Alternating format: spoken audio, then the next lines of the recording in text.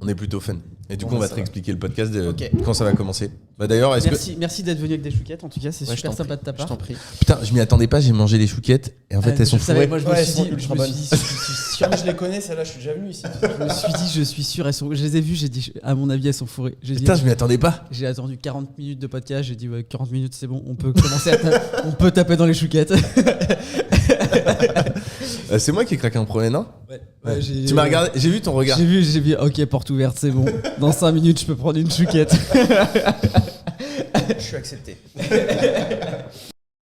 Donc là, en fait, c'est parti. Là, t'es déjà dans le podcast. J'ai une pression, mais elle est là, quoi. J'ai pas le sentiment. En tout cas, tu supportes très très très bien la pression. C'est l'effet chouquette. Bon, faut pas que tu nous fasses trop rigoler non plus, parce que sinon on va passer notre temps à rire. Alors, on va t'expliquer le podcast, un peu comment ça fonctionne. Donc, ça s'appelle Père Castor, raconte-nous ton histoire. Ça peut être Mère Castor, ce qui était le cas de Veneta, par exemple. Très bien. Et donc, l'idée, elle est très simple, c'est de remonter à ton premier souvenir entrepreneurial ou d'investisseur. C'est toi qui choisis. Et en fait, on va l'expliquer, on va le détailler, et ensuite, on va remonter le fleuve ou la rivière de ta vie. Et nous, en tant que castor, on va venir mettre des barrages tout au long de cette rivière en te posant des questions. Alors, il y a des questions qui sont déjà préparées, qu'on connaît, qu'on utilise sur différents podcasts. Merci Et de il y a- les avoir envoyés, d'ailleurs. Et il y a des questions, par contre, qui vont venir spontanément par rapport à ton parcours. Et tu as, à mon avis, beaucoup de choses à nous raconter. Donc, ça va nous permettre de faire évoluer tout ça. Et pour te donner une idée, avant de te laisser la parole, c'est que, par exemple, alors Veneta, elle a commencé à 13 ans, pour te donner une idée. Et on a des personnes, je crois que c'est toi, 5 ans, c'était le fait de vendre des cerises. Donc, en fait, faire du business, ça peut être très jeune. Moi, par exemple, c'était pas très légal, mais je vendais des cigarettes. Tu vois, pour faire de la marge, on allait en Andorre et on achetait des cigarettes, on les revendait. Donc, voilà, ça peut être n'importe quel business. À Très toi. bien. Et bien sûr, dans la continuité de tout ça, on te laissera aussi à un moment donné te présenter précisément, mais on aime bien commencer par ça. Moi, j'ai pas commencé par du légal. J'ai commencé par aller acheter des sweats Franklin Marshall à Clignancourt. Donc, ceux qui connaissent pas, en région parisienne, il y a un petit marché, le centre névralgique de la contrefaçon. Et j'allais acheter des sweats Franklin Marshall. Et ensuite, je les revendais à mes camarades à l'école. Ça, j'étais en première. Première STG, je C'est me souviens. 17 ans. Ouais, à peu près. Non, j'ai Ok. pas trop redoublé jusqu'à là. Ça a été seulement une fois. D'accord, donc tu as fait une STG. Ouais, j'ai fait une STG. Pareil. C'est vrai. Ouais. Et Ça moi t'a aussi. aidé? Alors, j'ai pas raté mon bac parce que je l'ai pas passé. Ok, Donc comme ça, j'étais tranquille. Donc je me suis arrêté à la première STG. bravo. J'ai dit l'école c'est pas pour moi, on va aller voir ailleurs. Et t'as pas fait que des suites Franklin Marshall après? J'ai acheté aussi de la contrefaçon. Comme je dis dans mon podcast, mes premiers mots en anglais c'était pour acheter des chaussures à des Chinois et j'envoyais des Western Union à des Chinois quand j'étais au collège et je les revendais. Donc on avait à peu près, mais moi parce que nous tu sais, on est en province, on est loin de la ville. Ouais. Donc c'était plus simple pour moi de commander en Chine que de venir à Paris pour acheter des sweats Franklin Marshall. Je comprends. En plus, j'allais chercher, je me souviens, j'avais mon gros sac. J'avais mes commandes de la semaine et je gagnais 20 € par suite. Après, non. Sinon, au bout d'un moment, je vais pas dire que je viens de la rue. Je vais pas vous dire que je viens d'une cité défavorisée. Voilà, mon père est banquier, ma mère était commerçante. C'est un peu l'alchimie entre les deux qui m'a créé. Je vais dire que j'avais un peu une différence de confort vu que mes parents étaient divorcés. Ma mère gagnait mieux sa vie que mon père. Et c'est un peu ce qui a créé un effet psychologique à vouloir assez rapidement me mettre à l'abri, en fait. Et c'est pour ça que dès que j'ai commencé à avoir un premier CDI, j'ai commencé à investir par la même occasion pour me mettre à l'abri. Donc on peut dire que j'ai un vrai pet au casque. Voilà. Donc très vite, tu as profité du levier du crédit grâce au CDI. Ouais, exactement. C'est-à-dire que je savais que pour pouvoir emprunter, il fallait être bankable. Et bankable, qu'est-ce que c'est? C'est avoir une situation stable. Moi, je suis un peu fatigué de tout ce que je vois sur Internet où on est tout le temps en train de dire que être salarié, c'est une tare. Non, moi, quand j'ai quitté le monde du salariat, clairement, mon salaire représentait 10% de mes revenus. Et en plus, je me suis fait virer pour faute grave. Comme ça, la boucle est bouclée. Vraie faute grave ou tu t'es fait virer pour ça? Non, fausse faute grave, mais vu que j'ai encore un petit prud'homme en cours, je vais pas pouvoir m'étaler sur le sujet. Mais en tout cas, effectivement, je te disais, petit coup de gueule sur tout ce qu'on voit sur Internet, d'essayer de culpabiliser les gens en se disant il y a que les entrepreneurs qui font de belles choses. Non, moi je pense que les plus belles choses que j'ai faites, En tout cas, au début, je les ai faites en étant salarié. Et plus tard, on reste dans le monde du salariat, plus on a justement cette étiquette bankable et donc plus on est capable d'investir. Donc, toutes les personnes qui nous écoutent, n'hésitez pas à rester salarié. Et c'est pas parce que vous êtes salarié que vous pouvez pas faire de belles choses. C'est En fait, un discours qui est pas dans le sens de tout ce que tout le monde dit en effet, donc c'est intéressant de l'entendre. Avec lequel on est en face, puisqu'on conseille aux gens le plus vite possible. Bah tiens, c'est le podcast qu'on a fait, qui n'est pas encore diffusé, où on disait, première chose, prenez un CDI, soyez attractif aux yeux de la banque et allez au bout de ce que vous pouvez emprunter le plus possible, sur le plus longtemps possible. Et après, on passe à l'étape 2. Mais le CDI, allez-y, optimisez-le. En fait, tout dépend ce qu'on fait quand on est salarié, tout dépend ce qu'on en fait, notre CDI. Et si on devient entrepreneur, tout dépend ce qu'on en fait. C'est là où ça joue en fait. Mais dire que être entrepreneur, c'est mieux que d'être salarié, c'est une connerie. Après, il y a un sujet c'est-à-dire que le CDI, c'est une solution, mais pour moi, et je sais que tu fonctionnes aussi un peu comme ça, c'est pas que la seule solution. L'association peut aussi très bien fonctionner, et donc t'es pas obligé d'utiliser forcément le CDI, mais en effet, ça peut être une solution pour s'endetter, et donc d'ailleurs, tu vas pouvoir nous l'aborder. Mais peut-être avant qu'on défile un peu ce chemin de la vie, est-ce que tu peux nous expliquer un peu qui tu es et ce que tu fais aujourd'hui ? Très bien, donc Aymeric, 32 ans aujourd'hui, en tout cas. Non, c'est pas 32 ans. Aujourd'hui, c'est pas mon anniversaire. Non, parce qu'on à l'heure du calme-toi, on a des bougies. On est capable de beaucoup de choses ici. En plus, c'est son design. Je vois qu'il reste que 2 chouquettes en plus. Ça fait quand même assez peu de place pour les bougies. Moi, parce que je disais que j'avais 32 ans. Je vous propose un truc pour les 2 chouquettes qui restent, ça va se passer au Shifumi. Très bien. Je vois pas autrement. Je la laisse, je vous les laisse. Bon, en tout cas, comme je vous disais, 32 ans. Moi, en 2023. En 2023 exactement. Depuis avril 2023 exactement. Ah, c'est récent. Ouais, exactement. Donc moi je suis investisseur, mais je suis aussi chef d'entreprise. J'ai débuté ma carrière en tant que développeur d'enseigne, développeur foncier. Donc c'est-à-dire que je travaillais pour des réseaux de magasins. Mon job c'était d'aller ouvrir des magasins sur la France et les dom-toms. J'en ai ouvert à peu près une 60aine. J'ai travaillé sur le secteur du retail. Quand je dis des magasins, pour bien recibler, vous avez des magasins dans toutes ces boutiques que vous allez très régulièrement dans les centres commerciaux, Zara, H&M, etc. Moi je travaillais pour ces réseaux-là au service immobilier. Et mon job, c'était d'accompagner des porteurs de projets parce que c'était des porteurs de projets. C'était pas de la franchise, c'était de la coopérative. C'est un petit peu différent parce qu'ils sont propriétaires en fait de la marque, contrairement à la franchise où ils ont un titre d'exploitation. Et donc mon job, c'était d'aller trouver le bon porteur de projet, trouver le bon emplacement, faire matcher tout ça, aller leur chercher le financement. En fait, j'avais un peu cette vision déjà 360 de la création de magasins et donc de projets immobiliers. Et je voyais systématiquement tous ces propriétaires de murs commerciaux que je côtoyais, qui étaient soit fourrés en vacances, soit au golf, soit sur leur bateau. Beaucoup de propriétaires de bateaux. C'est étonnant, mais beaucoup de propriétaires de bateaux. Alors que moi, effectivement, quand j'ai commencé à investir, je gérais mes rénovations, j'avais tout le temps des problèmes avec mes locataires. Parce que tu as commencé par de l'habitation. Exactement. Parce que j'ai pas réussi à trouver les rendements à Paris. Parce que, comme je te disais, j'ai voulu commencer à investir. J'ai fait une première mauvaise opération, si je peux dire mauvaise. Laquelle ? C'est quoi ? Alors oui, c'est quoi une mauvaise opération ? Et tu vas me faire plaisir, tu vas parler dans ce micro. Parce que sinon, on va pas t'entendre. Je vais essayer, je vais le rapprocher. Donc je disais c'est comme il bouge énormément. Ouais. Et là, on est dedans, là.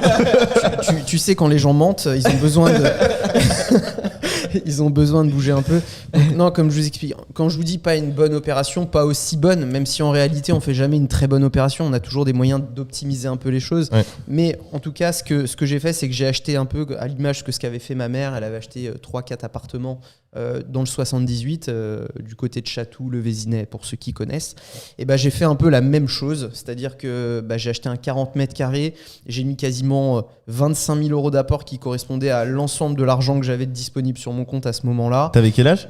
J'avais 23 ans. Donc, donc dès que t'es sorti des études, dès que j'ai eu mon CDI. Dès que j'ai eu mon CDI. T'as fait quoi ? T'as fait une licence, toi ? Après, j'ai fait un DUT technique de commercialisation et après j'ai fait un bachelor développeur d'enseigne, justement. C'était cette fameuse formation. Et donc j'ai acheté ce premier appartement. Ça s'est passé plutôt bien. J'ai un petit coup de chaud où j'ai dû faire un coup de peinture moi-même, sachant que j'avais jamais fait de peinture de ma vie. D'ailleurs, j'ai beaucoup ri quand j'ai récupéré cet appartement. Ça faisait 7 ans parce que j'ai vu un peu dans l'état dans lequel je l'avais donné, alors que le locataire s'en était super bien occupé.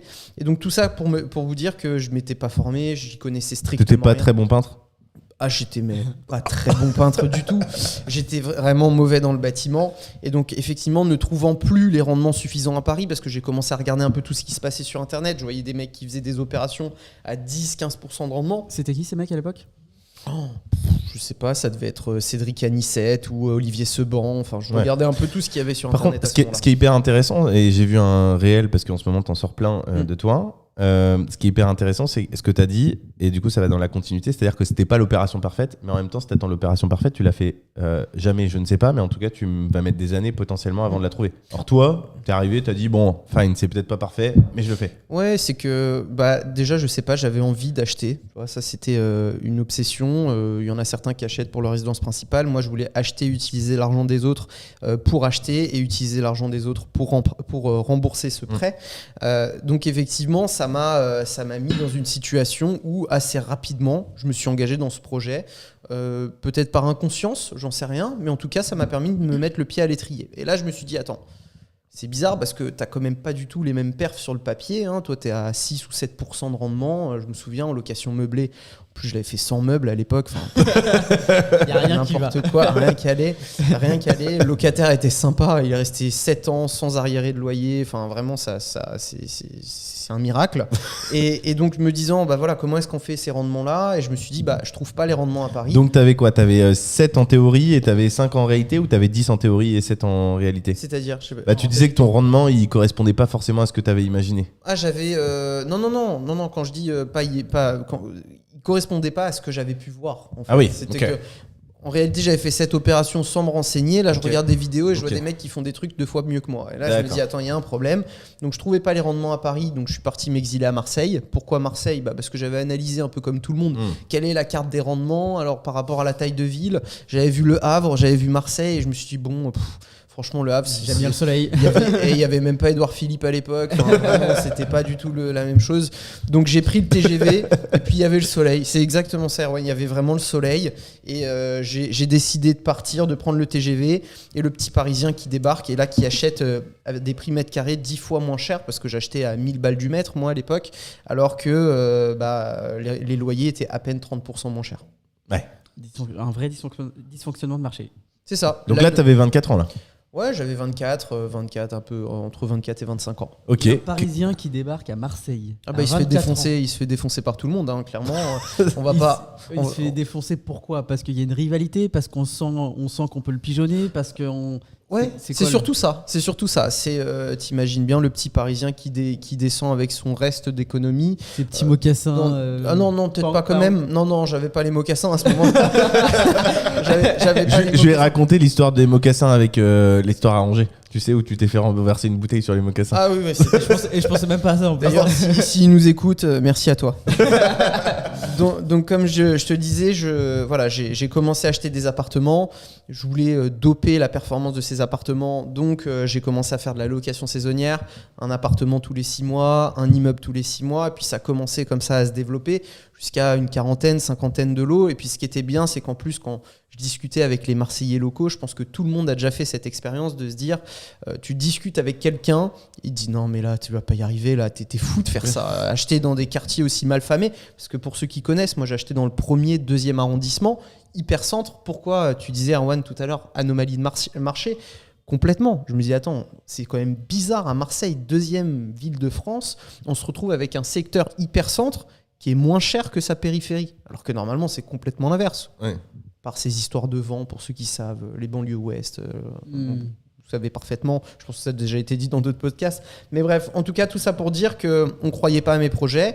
Moi j'avais des super performances, j'étais très satisfait de ces premières opérations, mais je commençais petit à petit à subir réellement une charge mentale par la gestion locative. C'est quoi ces opérations? Tu peux nous les détailler un peu plus? T'as acheté un immeuble, je crois?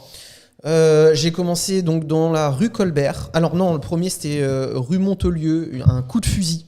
T'as déjà entendu parler de ce que c'est qu'une opération coup de fusil? C'est une opération coup de fusil, c'est le truc où on te dit wow, c'est l'opération en or, le mec il a pas réussi à avoir son financement, tu vas voir, tu te repositionnes, t'as pas le temps de faire un prêt, donc il faut tout de suite que tu l'achètes maintenant. Et puis c'est ce qu'on a fait avec un de mes associés, on n'a même pas eu le temps de faire de prêt, on a mis le dernier euro qui nous restait. T'as tout financé cash? Ouais, c'était 34 000 euros je crois de mémoire pour 35 mètres carrés sur un truc qui était loué. Je crois qu'on avait un rendement à 12 ou 13 ou 14% même sur ce truc-là. Petite précision pour ceux qui vivent ça, et des fois il faut prendre des décisions très rapides. Vous avez, une fois que vous avez signé votre acte authentique, vous avez encore 6 mois pendant lequel vous pouvez faire financer votre bien et donc vous faire rembourser par la banque l'apport que vous avez mis et quand même financer votre projet. Donc même si des fois il y a des phénomènes d'urgence où il faut aller très vite sortir le cash, vous avez quand même une petite latence derrière qui est vraiment limitée à 6 mois. Ouais, c'est ça. Bah, ça, c'est pas ce que j'ai fait, encore une fois, parce que je le savais pas. Ça, je le savais pas. Je t'enverrai le lien de ma formation. Mais merci. N'hésite pas, si un jour je décide de refaire du locatif en habitation, je prendrai ta formation. Donc, en tout cas, tout ce que je disais, c'est que tu parlais tout à l'heure de petits Parisiens qui descendent et qui se font avoir. Comment ça s'est fait? En fait, c'est celui qui nous a vendu ça. C'était une personne un peu connue sur les réseaux sociaux. Je donnerai pas son nom, mais on a voulu faire confiance. Donc surtout on me disait mais tu sais le Sud, les gens ont une parole, une seule parole, tu peux être assuré que ça va bien se passer. Et donc effectivement on a fait confiance et on nous a dit dans les 35 000 euros, ce que je vous ai pas dit c'est qu'il y avait 10 000 euros de travaux en fait qui avaient été faits par l'ancien propriétaire et donc on nous disait qu'il fallait rembourser les prêts travaux. Sauf qu'on s'est rendu compte qu'en réalité, une fois qu'on avait fait le premier raconte, il n'y avait pas de travaux. Coup de fusil, tu visites pas. C'est un coup de fusil. C'est un coup de fusil. Donc finalement, on s'est rendu compte qu'on avait essayé de nous avoir et donc on l'a même pas payé 35 000. De mémoire, on l'a payé 30 parce qu'on avait payé que la moitié de la compte. Et c'est là que je me suis dit, attends, t'es bien beau dans le monde des bisounours, mais va peut-être falloir que tu sois un petit peu plus rigoureux. C'est vraiment là. Vraiment falloir que tu sois peut-être un petit peu plus rigoureux. 30 000 euros, il gagne où de l'argent? Parce que même s'il l'a acheté 15 000 avec la plus-value, il gagne pas d'argent. Non, c'était un agent véreux, si tu veux, qui lui, il s'en fout. Il prenait juste 10 000 euros au passage, il n'en avait rien à faire.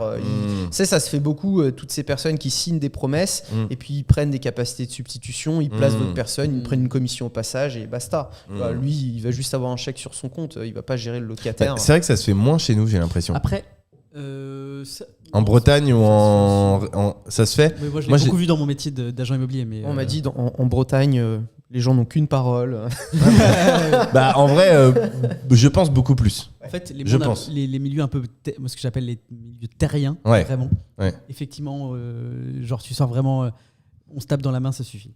Alors après, pas toujours, mais apprendre avec des pincettes. Et c'est pour ça que ce que je te disais tout à l'heure, ce qui est intéressant avec toi, c'est que je trouve que des fois, la manière dont tu peux le dire, surtout quand on ne connaît pas ou peu, et ça je le fais pour tous ceux qui nous écoutent, parce que la première fois qu'on t'écoute, etc., on a peut-être une vision de toi. En tout cas, moi c'était le cas, je sais pas si c'est le cas de tout le monde.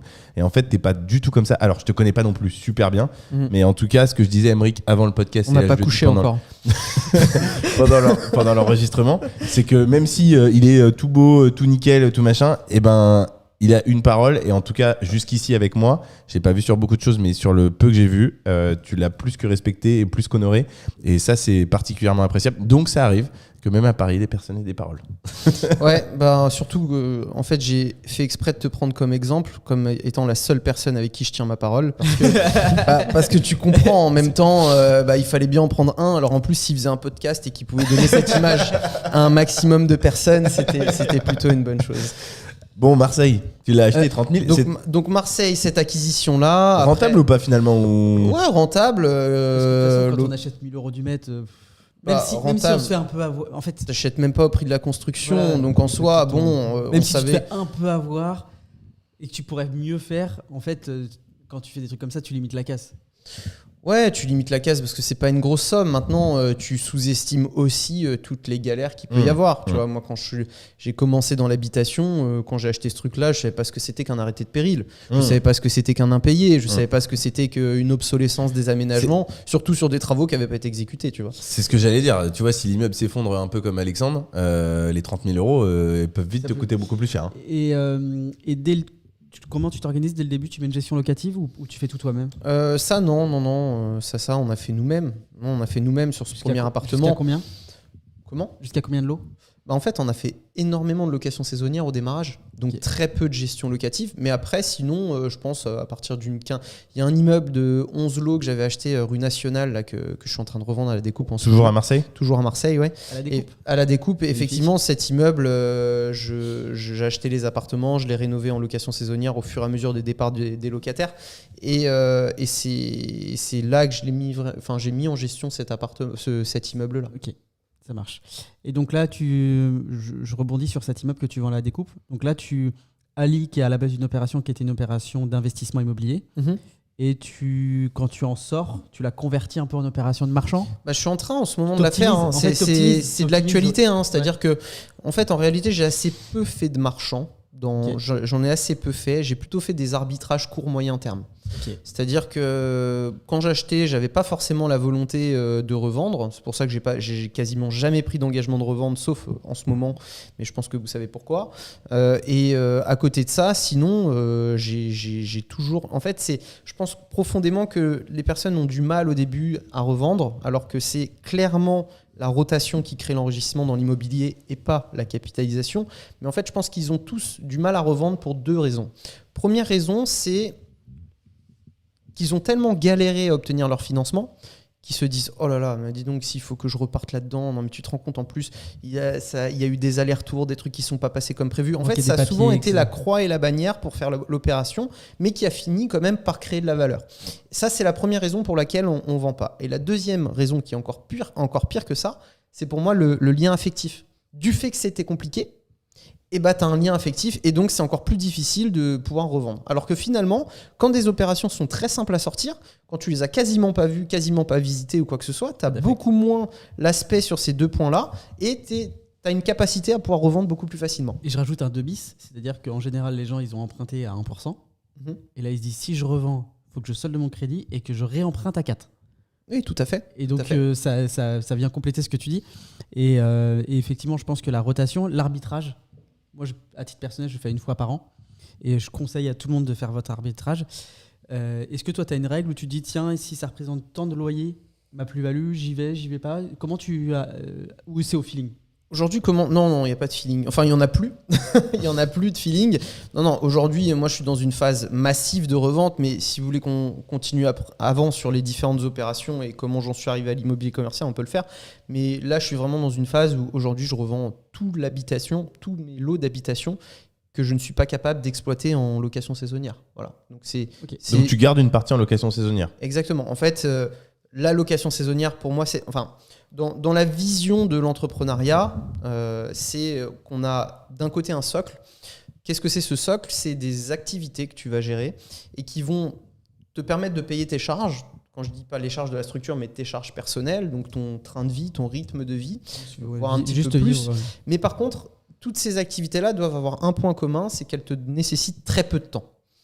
Pour que justement, en fait, une fois que tu as créé ce socle, tu sois en capacité d'utiliser ton temps dans des opérations moyen-long terme sur de la forte création de valeur. Voilà.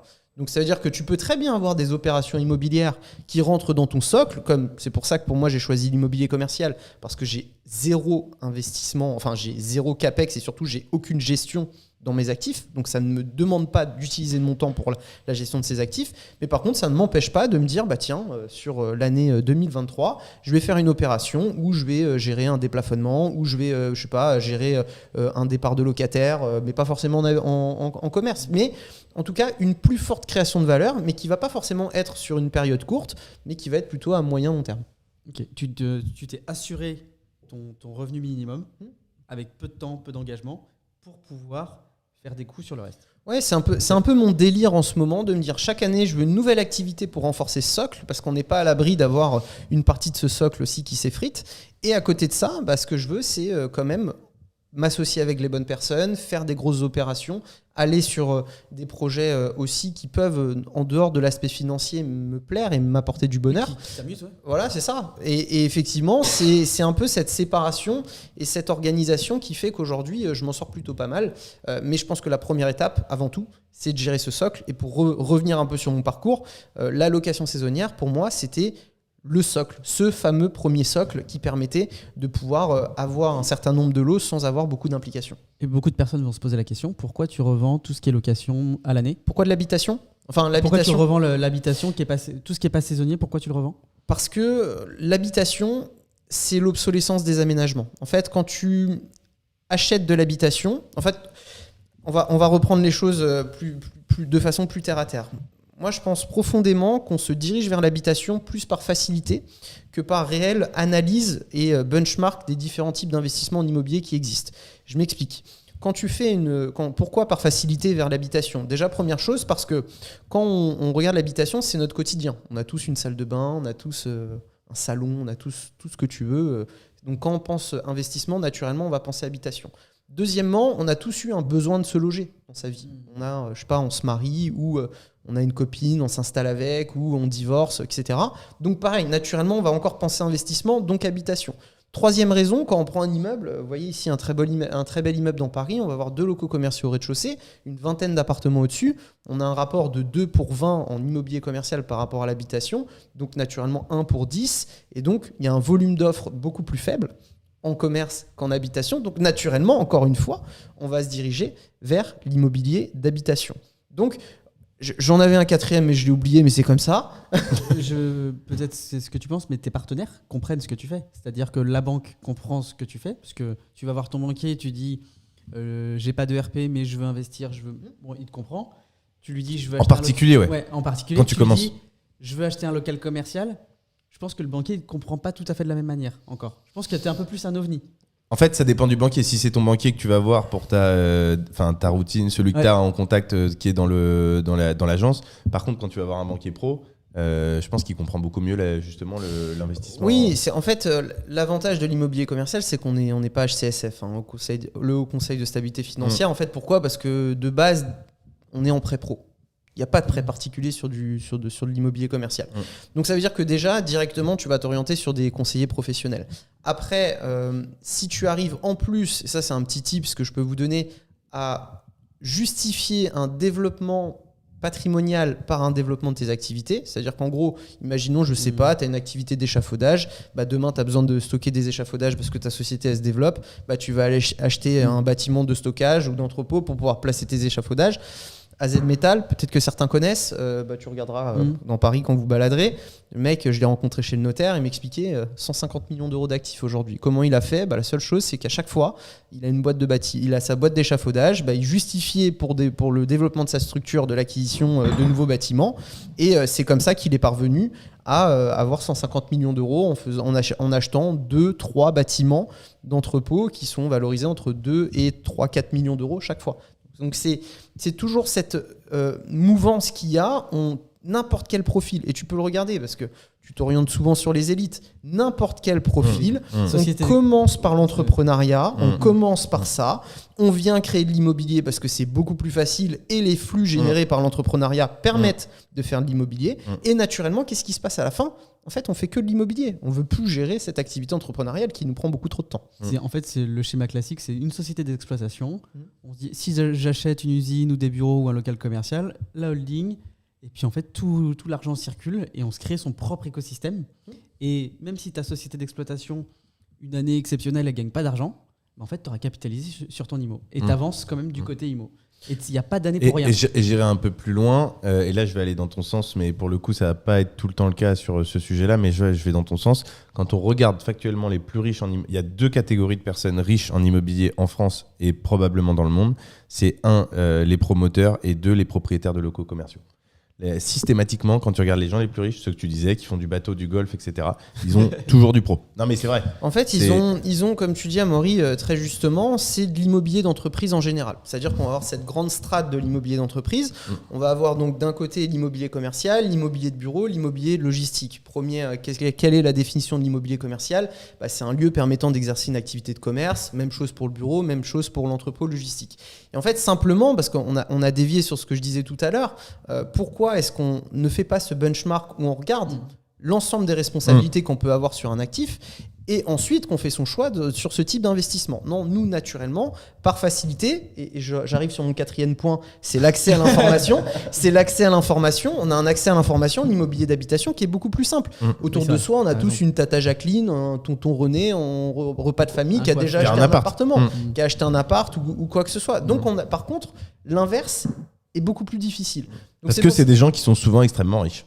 C'est des et gens donc qui tu les as pas toujours aussi dans ton cercle. En tout cas, tout dépend du milieu social dont tu viens. Mais je pense pas que tu peux résumer le fait de dire que tous les propriétaires en immobilier commercial sont extrêmement riches. Par contre, une chose est sûre, c'est que je pense que la quasi-totalité de ces personnes ont eu soit l'information par un membre de leur famille qui faisait déjà ça, que ce type d'actif était intéressant et dans ce cas-là ils l'ont fait, soit effectivement avaient un lien. Quand je dis un lien, c'est par exemple un commerçant. Un commerçant, ça le gonfle au bout d'un moment parce qu'il paye un loyer et puis il se dit j'aimerais bien être propriétaire aussi de mes murs. Et puis par frustration de ne pas pouvoir avoir un propriétaire qui accepte de lui vendre ses murs, il se dit je vais pouvoir aller acheter potentiellement les murs de quelqu'un d'autre et mettre en place mes propres locataires. Ouais, c'est très vrai. Et la différence aussi, j'ai la sensation que c'est rare les propriétaires de murs en immobilier commercial qui ont un seul lot.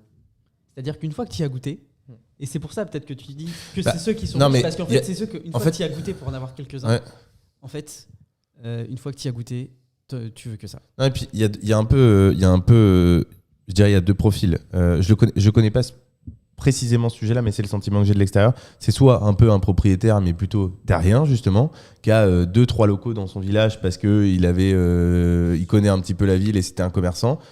Soit, alors t'as probablement un peu un entre-deux, mais soit le mec est richissime. Et il a des locaux.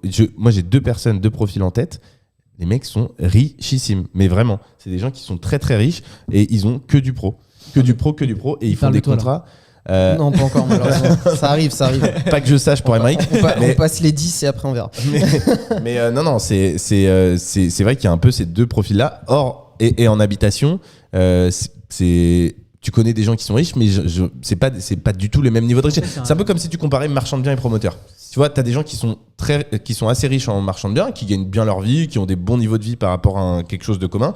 Et les promoteurs, les gens les plus riches que j'ai rencontrés en immobilier, c'était des promoteurs, systématiquement. Moi, l'immobilier d'habitation, je le vois un peu comme la rampe de lancement. Et en fait, je connais personne qui a commencé par la location meublée et qui 20 ans après, 10 ans après, est encore empile. Non. En fait, ils s'en sont servis de rampe de lancement et à un moment donné, ils switchent sur immobilier commercial, action à dividende.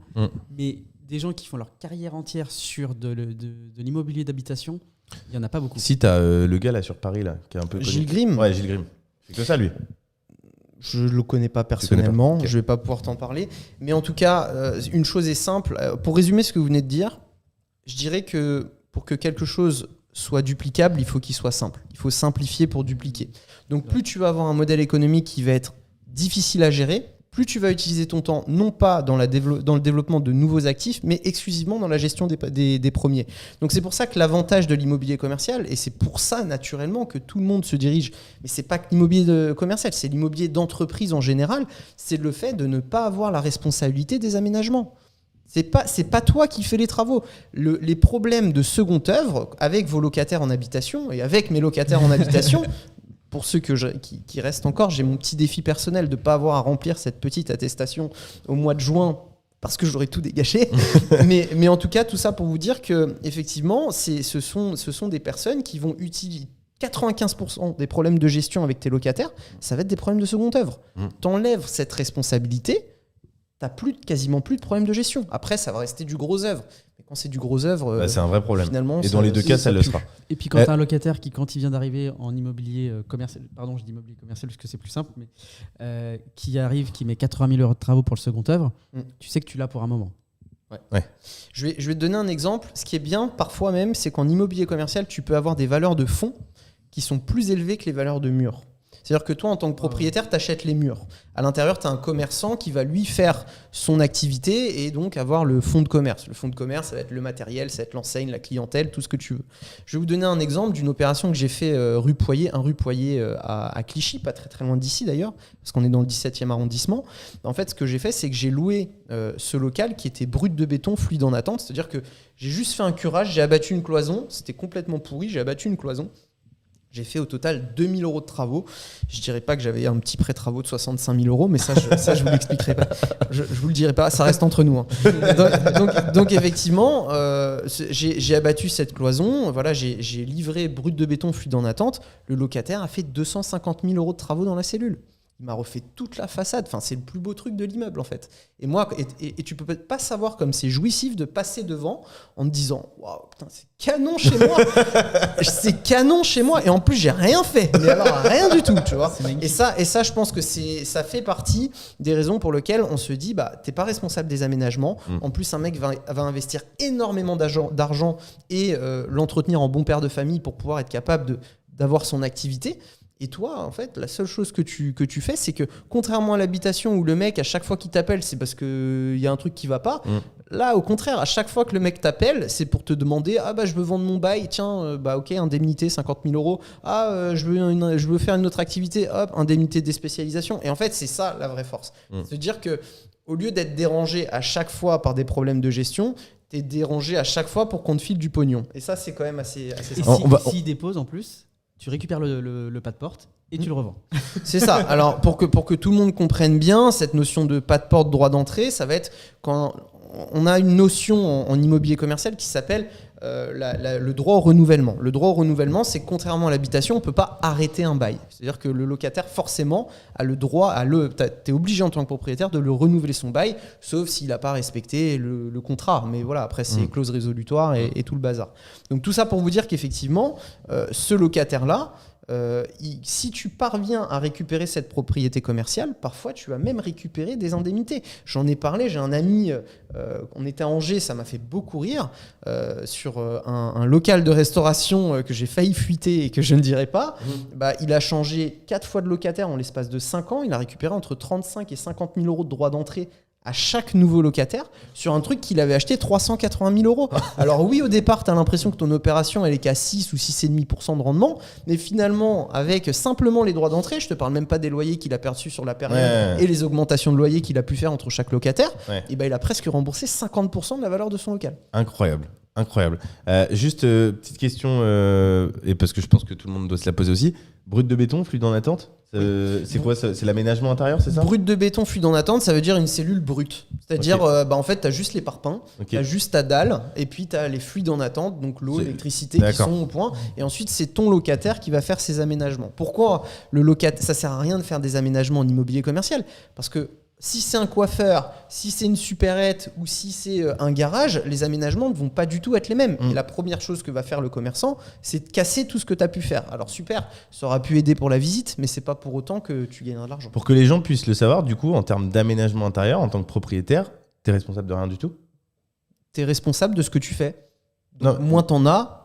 Mais je veux dire, tu as une cellule brute de béton, si le locataire il dit ah bah ouais mais c'est bien, du coup tiens je vais donner mon cas personnel et puis je m'en fous, on n'est pas obligé de tout savoir, donc je l'assume. On a rentré dans un local provincial que j'ai et du coup je me sens un peu con par rapport à ce que tu dis parce que je le savais pas. La locataire, alors on est en campagne, donc du coup c'est peut-être plus facile aussi dans ce sens. Enfin, on est aussi obligé d'accepter des conditions qui sont probablement différentes que celles qu'on peut trouver dans certaines villes. Parce que du coup, moi pour le coup, là où j'ai une expérience un peu moins bonne avec l'immobilier commercial, c'est qu'en campagne, ça peut être difficile à louer. Et du coup, pour la rentrée de la locataire, on avait convenu au départ que nous, on allait réaliser quelques travaux. Ce qu'on a fait puisqu'on s'était engagé. Mais de fait, on aurait eu le droit de refuser tous les aménagements intérieurs. Bah, en soi, tu n'es pas responsable de ces aménagements. Ce qui se passe, c'est que, pour revenir sur ce que tu as dit, il y a 2 stratégies. Ce que je vais appeler la stratégie verte et ce que je vais appeler la stratégie rouge. Quand tu vas être sur une stratégie verte, c'est que tu vas aller chercher des valeurs de fonds de commerce très élevées. C'est-à-dire que ce que tu veux, c'est qu'il y ait une très forte demande locative. Donc en gros, à la seconde où tu mets un truc en ligne, déjà il n'arrive jamais en ligne et si tu récupères la propriété commerciale comme on l'a expliqué tout à l'heure, tu es très content. Mais sinon effectivement il y a toujours des changements de locataires, mais quand ça arrive, 10, 15 ans, voire plus d'habitude, même plus. Mais en tout cas, pourquoi ? Parce que tu as cette très grosse valeur de fonds. Donc tu l'as compris dans la stratégie, c'est plutôt d'aller acheter dans des grandes agglomérations, sur des secteurs, du prime, du numéro 1, etc. Alors qu'effectivement, à l'opposition, tu vas avoir une stratégie rouge. La stratégie rouge, ça va être une personne qui va plutôt aller chercher du rendement. Donc là, par exemple, on a un membre IMO commercial. Lui, ce qu'il fait, c'est qu'il va dans l'Oise. Toutes les opérations qu'il fait, il est sur une ville de 20 000 habitants à peu près, il fait des opérations entre 12 et 19% de rendement. Mais par contre, En effectivement, pro, c'est beaucoup. Hein. mais Non, pas sur c'est ce pas- type de ville. D'accord. Non, pas sur ce type de ville. Tu es au moins sur une dizaine de pourcents assez facilement sur ce type de projet. Et effectivement, sur ces opérations-là, par contre, il peut peut-être potentiellement, vu qu'il y a moins de demandes locatives, exposé à de la vacance commerciale. La vacance commerciale, c'est le fait d'avoir une cellule vide, de passer un petit peu plus de temps à retrouver un nouveau locataire ou de prendre en charge quelques aménagements comme tu l'as décrit tout à l'heure. Ça peut être le cas. Je peux te donner un autre exemple à La Défense, une très grande salle de sport qui est en train d'ouvrir en ce moment à La Défense. Ils ont 1 an de gratuité de loyer, ce qu'on va appeler de la franchise de loyer. En fait. Donc c'est toujours un rapport de force entre offre et demande. Plus tu vas avoir quelque chose où tu as de la demande de potentiels locataires, moins tu vas négocier parce que de toute façon c'est pas lui, ce sera l'autre derrière. Par contre, moins tu as de demande, plus effectivement tu vas être enclin ou il va falloir que tu négocies ton Et actif. par rapport à ton expérience, les personnes que tu connais aujourd'hui, les personnes qui ont la plus grosse réussite financière, c'est stratégie verte ou rouge? C'est plutôt vert. C'est plutôt vert, ou sinon il commence par du rouge, un peu comme le rouge, c'est un peu l'immobilier d'habitation. C'est-à-dire qu'en quelque sorte, c'est l'essence dans le moteur. on va chercher du rendement, on va chercher du cash flow, on va chercher des éléments pour justifier le fait de se développer. Et puis petit à petit, on va aller s'orienter sur du secure, sur du prime, sur des choses en réalité qui vont davantage prendre de la valeur avec le temps que effectivement à l'instant T et surtout où tu n'auras vraiment aucune gestion. Faut pas oublier qu'en immobilier commercial, tu as une financiarisation de l'immobilier, c'est-à-dire que le principe, c'est qu'on va avoir un bien immobilier qu'on va louer, créer de la valeur dedans, de sorte à ce que ça devienne un actif financier. On prend les SCPI ou ce genre de choses. La plupart du temps, c'est de l'immobilier d'entreprise. Pourquoi ils utilisent ce type de support? C'est exclusivement parce qu'il n'y a aucune gestion, parce que ça prend parce que c'est pérenne dans le temps. Et sur l'ensemble des projets, tu vois, j'ai perdu ma question. C'est relou pour le montage, ça. C'est pas grave, je le laisserai. Rien à foutre. Prends une chouquette. Prends la chouquette. pour toi, celle-là. Quelle rentabilité on peut espérer sur un secteur très très très très demandé? Alors, je vais te prendre un secteur parisien. Là, je fais 2 opérations en ce moment, une à la Garenne-Colombe et à Clichy. J'ai eu le financement la semaine dernière. Tu vois, alors, c'est les 2 acquisitions, c'est 585 000 euros, frais de notaire inclus. Okay. Donc, il y en a une qui est à peu près à 200 plus les frais de notaire et l'autre un peu plus de 300. Là, je suis sur un 8%. 8% net, déduit, je paye pas la taxe foncière, c'est les locataires qui la payent, les charges, c'est les locataires qui la payent.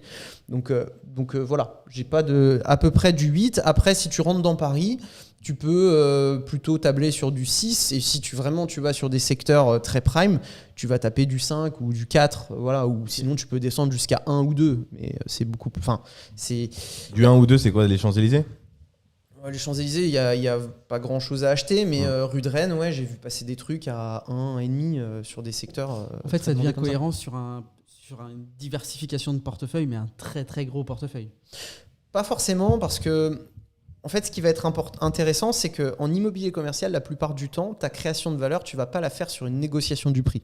Tu vas la faire, je vais vous redonner un autre exemple, sur une opération où là, je vais gagner près de 500 000 euros. En fait, tu vas la faire par soit une anomalie juridique que tu vas faire, soit par une recommercialisation parce que tu as un locataire qui est parti, où tu mets un nouveau loyer, soit sur une division. Enfin, il y a plein de sujets comme ça. Je vais vous donner par exemple une opération que j'ai fait à côté de la gare du Nord. Ce qui est drôle, c'est que c'est un agent immobilier de chez Plaza qui m'apporte l'opération.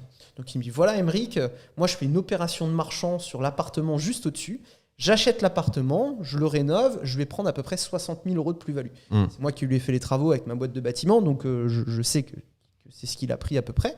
Et il me dit, si tu veux, en dessous, j'ai un local commercial. Par contre, je te dis tout de suite, je suis incapable de l'estimer, j'y connais rien. Tu vois. Comme 80% des agences immobilières, ils ne savent pas ce qu'ils vendent à partir du moment où ils achètent ils ont des mandats en immobilier commercial. Donc il me dit, tu penses que ça coûte combien? La boulette.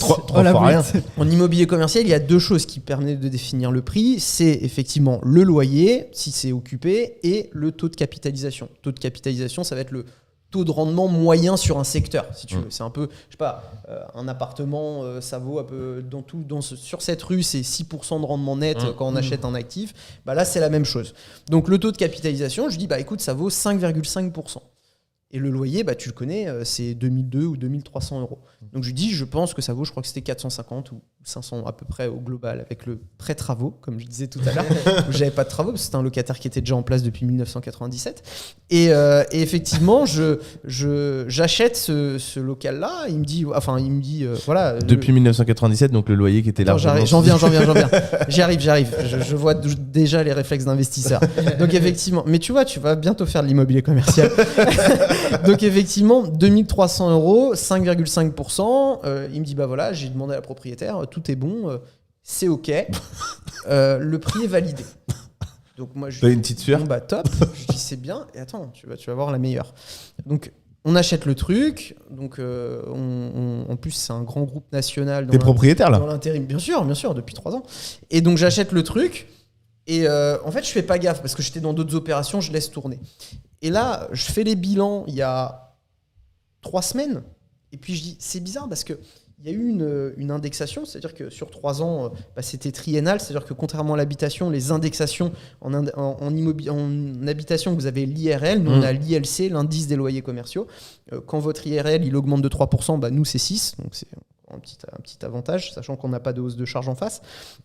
Et donc effectivement, on achète ça, je regarde, je dis, mais attends, le gestionnaire, il s'est gouré là. Il a fait l'actualisation de loyer, mais le montant de TVA, parce que le loyer est soumis à TVA, je dis, c'est le même montant de TVA. Et là, je commence à reprendre le document, je me mets le nez dedans, et je dis, mais attends, le gestionnaire, il a fait n'importe quoi. Je viens de me rendre compte que déjà, le bail, il n'a jamais été renouvelé, depuis 1997. Donc, ça veut dire qu'on peut le déplafonner, on peut lui augmenter son loyer par rapport à la valeur locative. Et en plus de ça, il n'y a jamais eu les indexations qui ont été faites depuis 1997. Donc, quand l'indice, à l'époque, c'était l'ICC, pas l'ILC, il était à 1048. Ouais. Là, aujourd'hui, il est à 2040.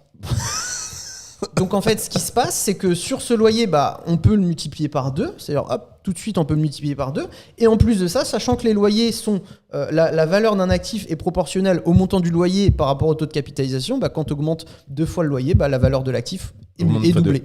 Donc, d'une, je vais avoir un loyer multiplié par 2. Et de 2, en plus, l'actif vaut 2 fois sa valeur. Donc toi, tu étais conscient de base que le loyer était complètement sous-estimé, de toute manière. Moi, je le savais, bien sûr. Mais je ne m'attendais pas à x2. Je m'attendais à 35-40%, mais pas x2.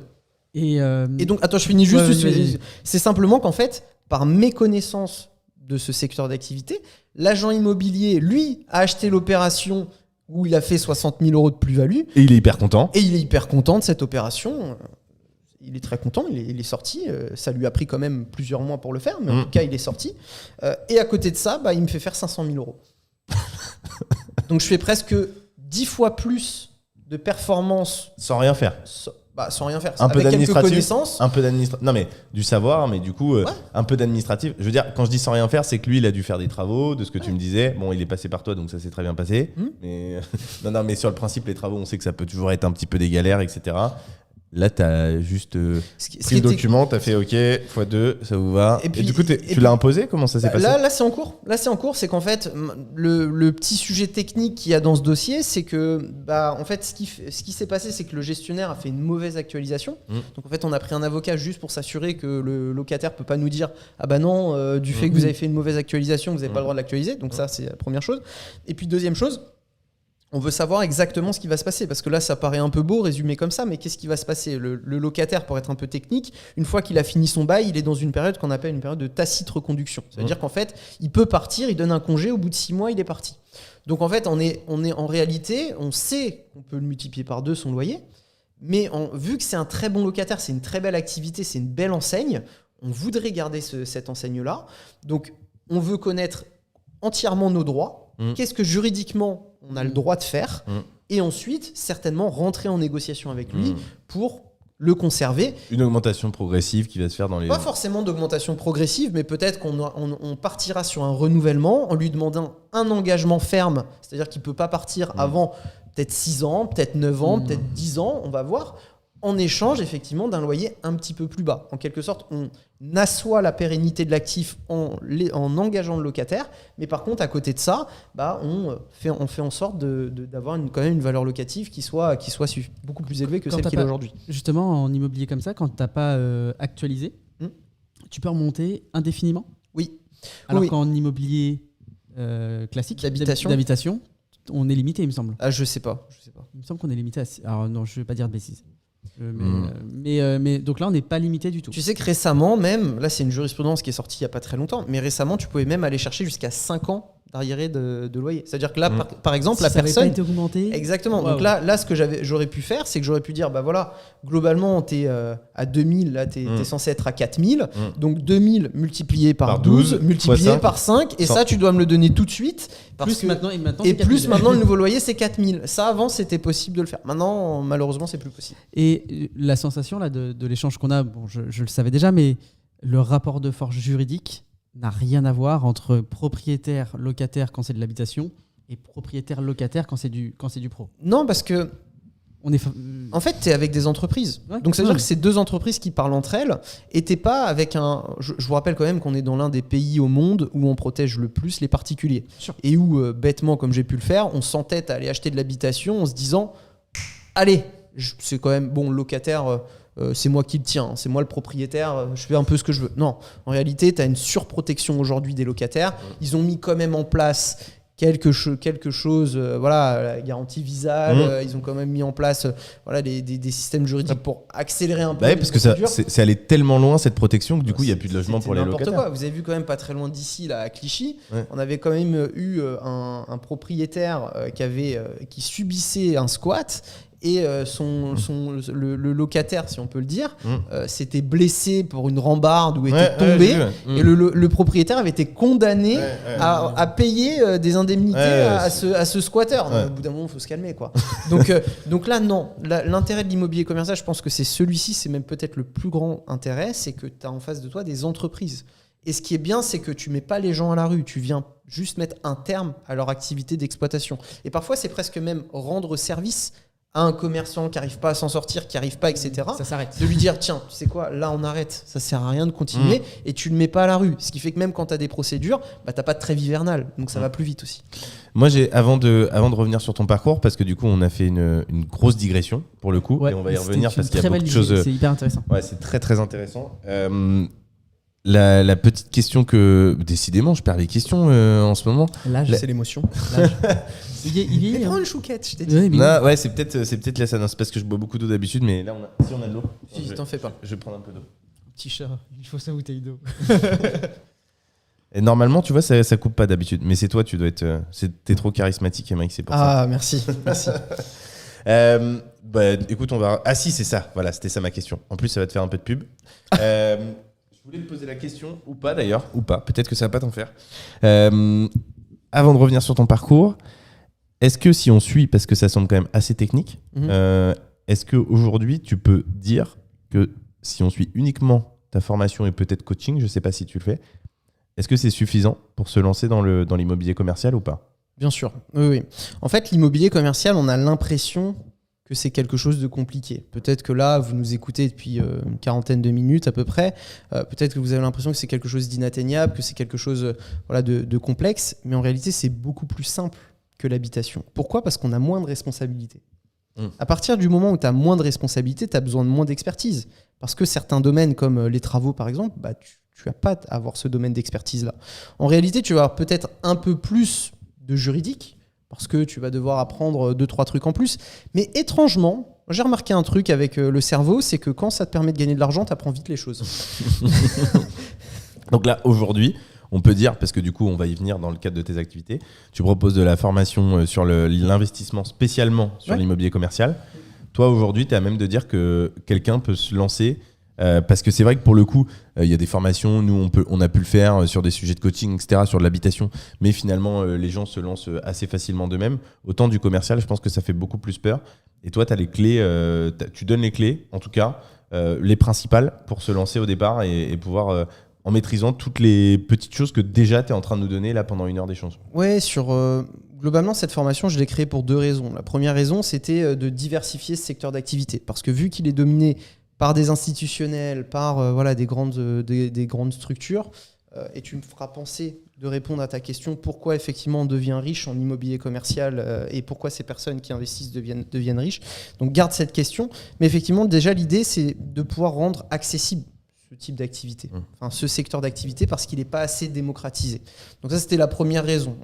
La deuxième raison, c'était aussi de permettre aussi à des particuliers d'avoir systématiquement une solution de financement à leur projet. C'est-à-dire que dans l'immo commercial, en fait, j'ai vu trop de personnes dans d'autres formations qui se forment, ils sont pleins de bonne volonté, et puis au bout d'un moment, ils se disent « Ah ouais, mais j'ai pas mon financement, ah bah c'est compliqué, ah bah je sais pas comment on peut faire, etc. » Donc c'est pour ça qu'on a développé en fait 4 pôles. En fait, c'est soit tu vas chercher ton financement toi-même, c'est-à-dire que tu es en capacité, tu es bankable, tu vas pouvoir aller chercher et lever de la dette.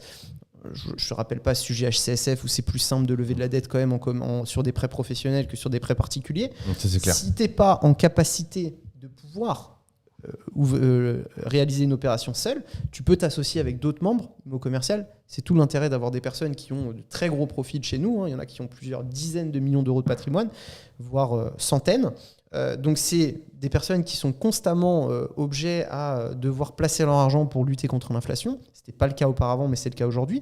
Si tu n'arrives pas à trouver la bonne personne, encore une fois, pour trouver le projet, derrière, tu peux prendre juste des honoraires au passage. C'est-à-dire que tu vas être apporteur d'affaires. Et donc, moi, par exemple, là, sur les opérations de la Garenne et Courbevoie, c'est ce que je fais. Ou quatrième chose, c'est que moi, je suis associé à un gros family office et on peut réaliser ces opérations de marchand ensemble. C'est-à-dire qu'on s'associe ensemble. Moi, j'ai à peu près 40% des parts quand je fais un projet avec eux. Et je mets un peu d'apport parce qu'ils demandent de mettre de l'apport dans l'opération. Et donc, on va quand même réaliser cette opération. C'est ce que je t'expliquais d'ailleurs pendant le congrès à Angers. Même pendant le mastermind, tu m'en as reparlé aussi là il y a quelques semaines quand on était à Bordeaux. Je te pose la question alors, parce que sinon on va l'oublier, elle est évidemment hyper intéressante. Comment est-ce qu'on vient, effectivement, pourquoi ils sont tous aussi riches? Pourquoi ils sont aussi riches? En fait, c'est pas qu'ils sont aussi riches, c'est qu'ils ont une connaissance de la demande.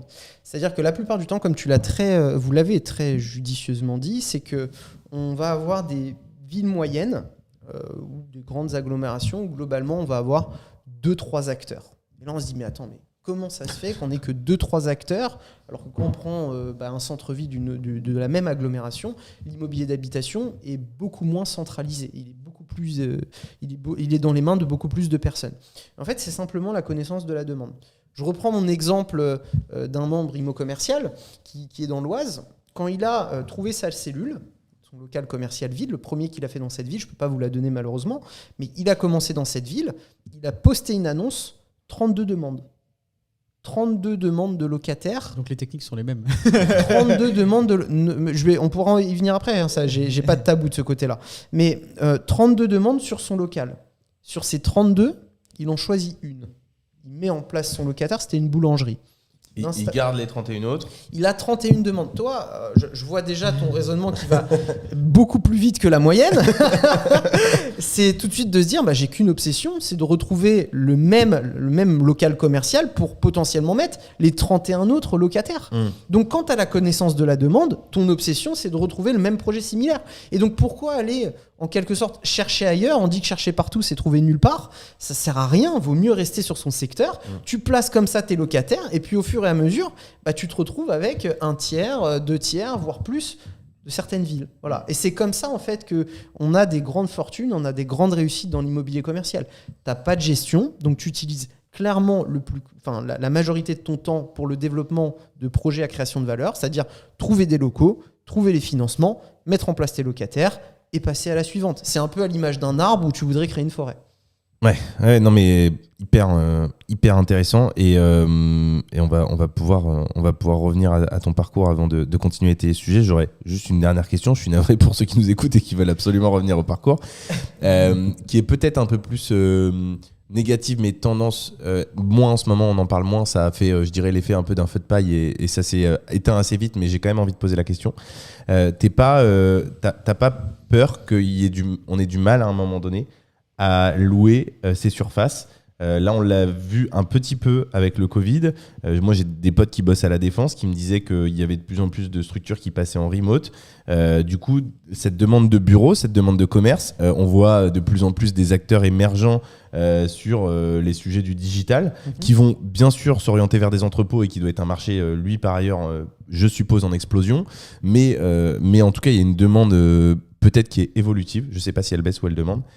C'est quoi ton positionnement là-dessus pour la suite? C'est intéressant ta question. Alors déjà, on va reprendre ce qu'on expliquait tout à l'heure. C'est dans l'immobilier d'entreprise, on a cette strate de l'immobilier commercial, ensuite cette strate de l'immobilier de bureau et cette strate de l'immobilier d'entrepôt activité.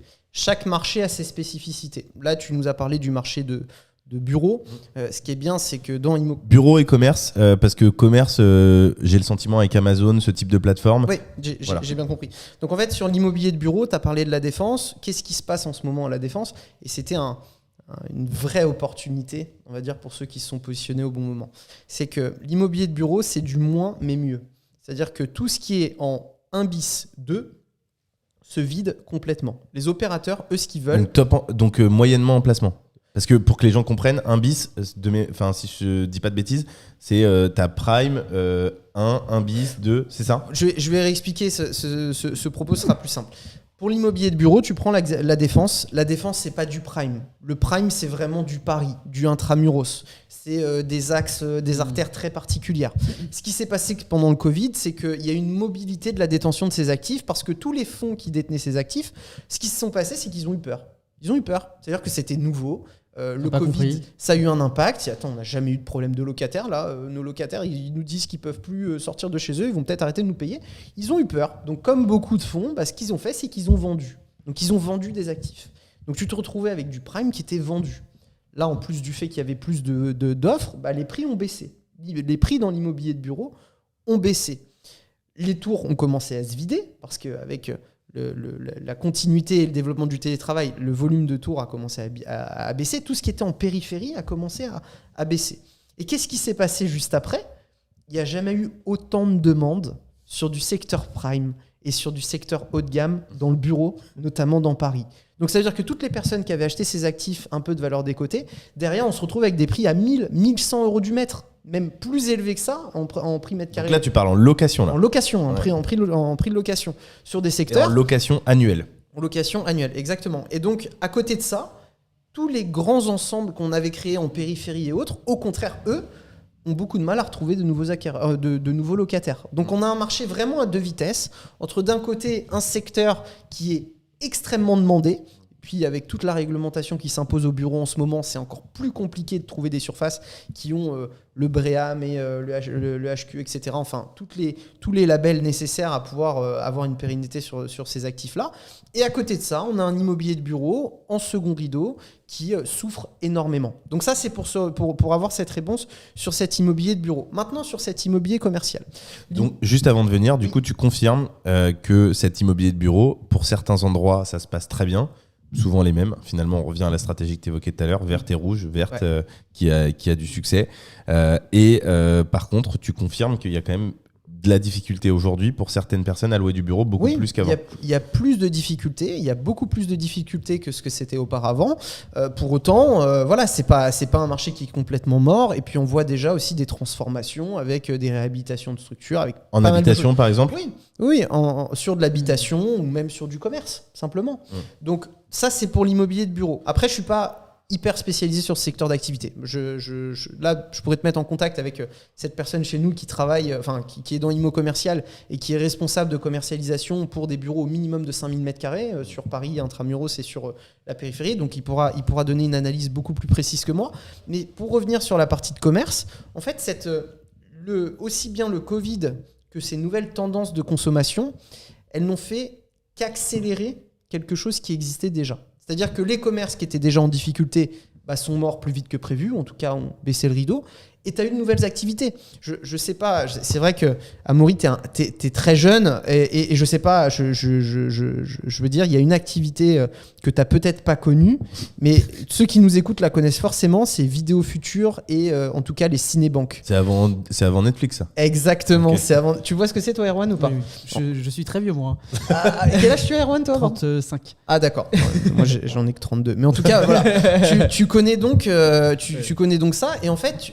Tu te rappelles, pour ceux qui nous écoutent, ils savent tout ce que c'est. C'est en fait, t'allais louer ton petit DVD, tu payais 2 €, et puis t'allais rapporter le plus vite possible pour payer le moins cher possible, parce que moins tu gardais ton DVD, moins tu le louais longtemps. J'ai un vague souvenir dans mes 10 ans d'être allé une fois dans un magasin comme ça. Voilà, et c'était les plus gros acteurs, c'était Vidéo Futur et Cinébanque. Et je te mets au défi aujourd'hui, au niveau national, de me retrouver ne serait-ce qu'une seule façade avec un Vidéo Futur au Cinébanque. Parce que si tu en retrouves une, ça veut dire qu'en quelque sorte, tu n'as pas eu de transformation de cette cellule commerciale sur une activité qui était arrêtée.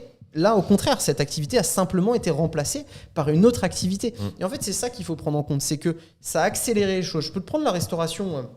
Mais remplacé par quoi du coup? Parce que c'est quoi? C'est une boulangerie qui s'est installée à la place? Tu vois ce que je veux dire? Ça dépend, ça peut être des activités de service, ça peut être des activités médicales. On voit qu'il y a de plus en plus d'activités médicales qui prennent du pied d'immeuble.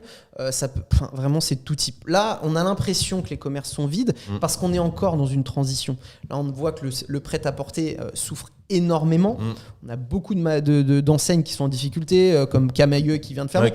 Et en plus, le fait que ces enseignes avaient des emplacements numéro 1 étaient sur du prime. En fait, finalement, on voit que toi, ça. Oui. Et puis, mais ça reste une opportunité parce que pour toi, ça va être pris par. Mais c'est déjà le cas. Tu verras. Ouais. Tous les Camailleux, là, d'ici la fin de l'année, vous verrez que tous les Camailleux ont été remplacés par d'autres enseignes. Mais vu que tout a été fait au même moment, il y a eu une accumulation qui s'est faite. Là, par exemple, j'étais rue de Béthune à Lille, t'arrives, secteur numéro 1, tu te dis, putain, mais il y a 4, 5, 6 cellules qui sont vides.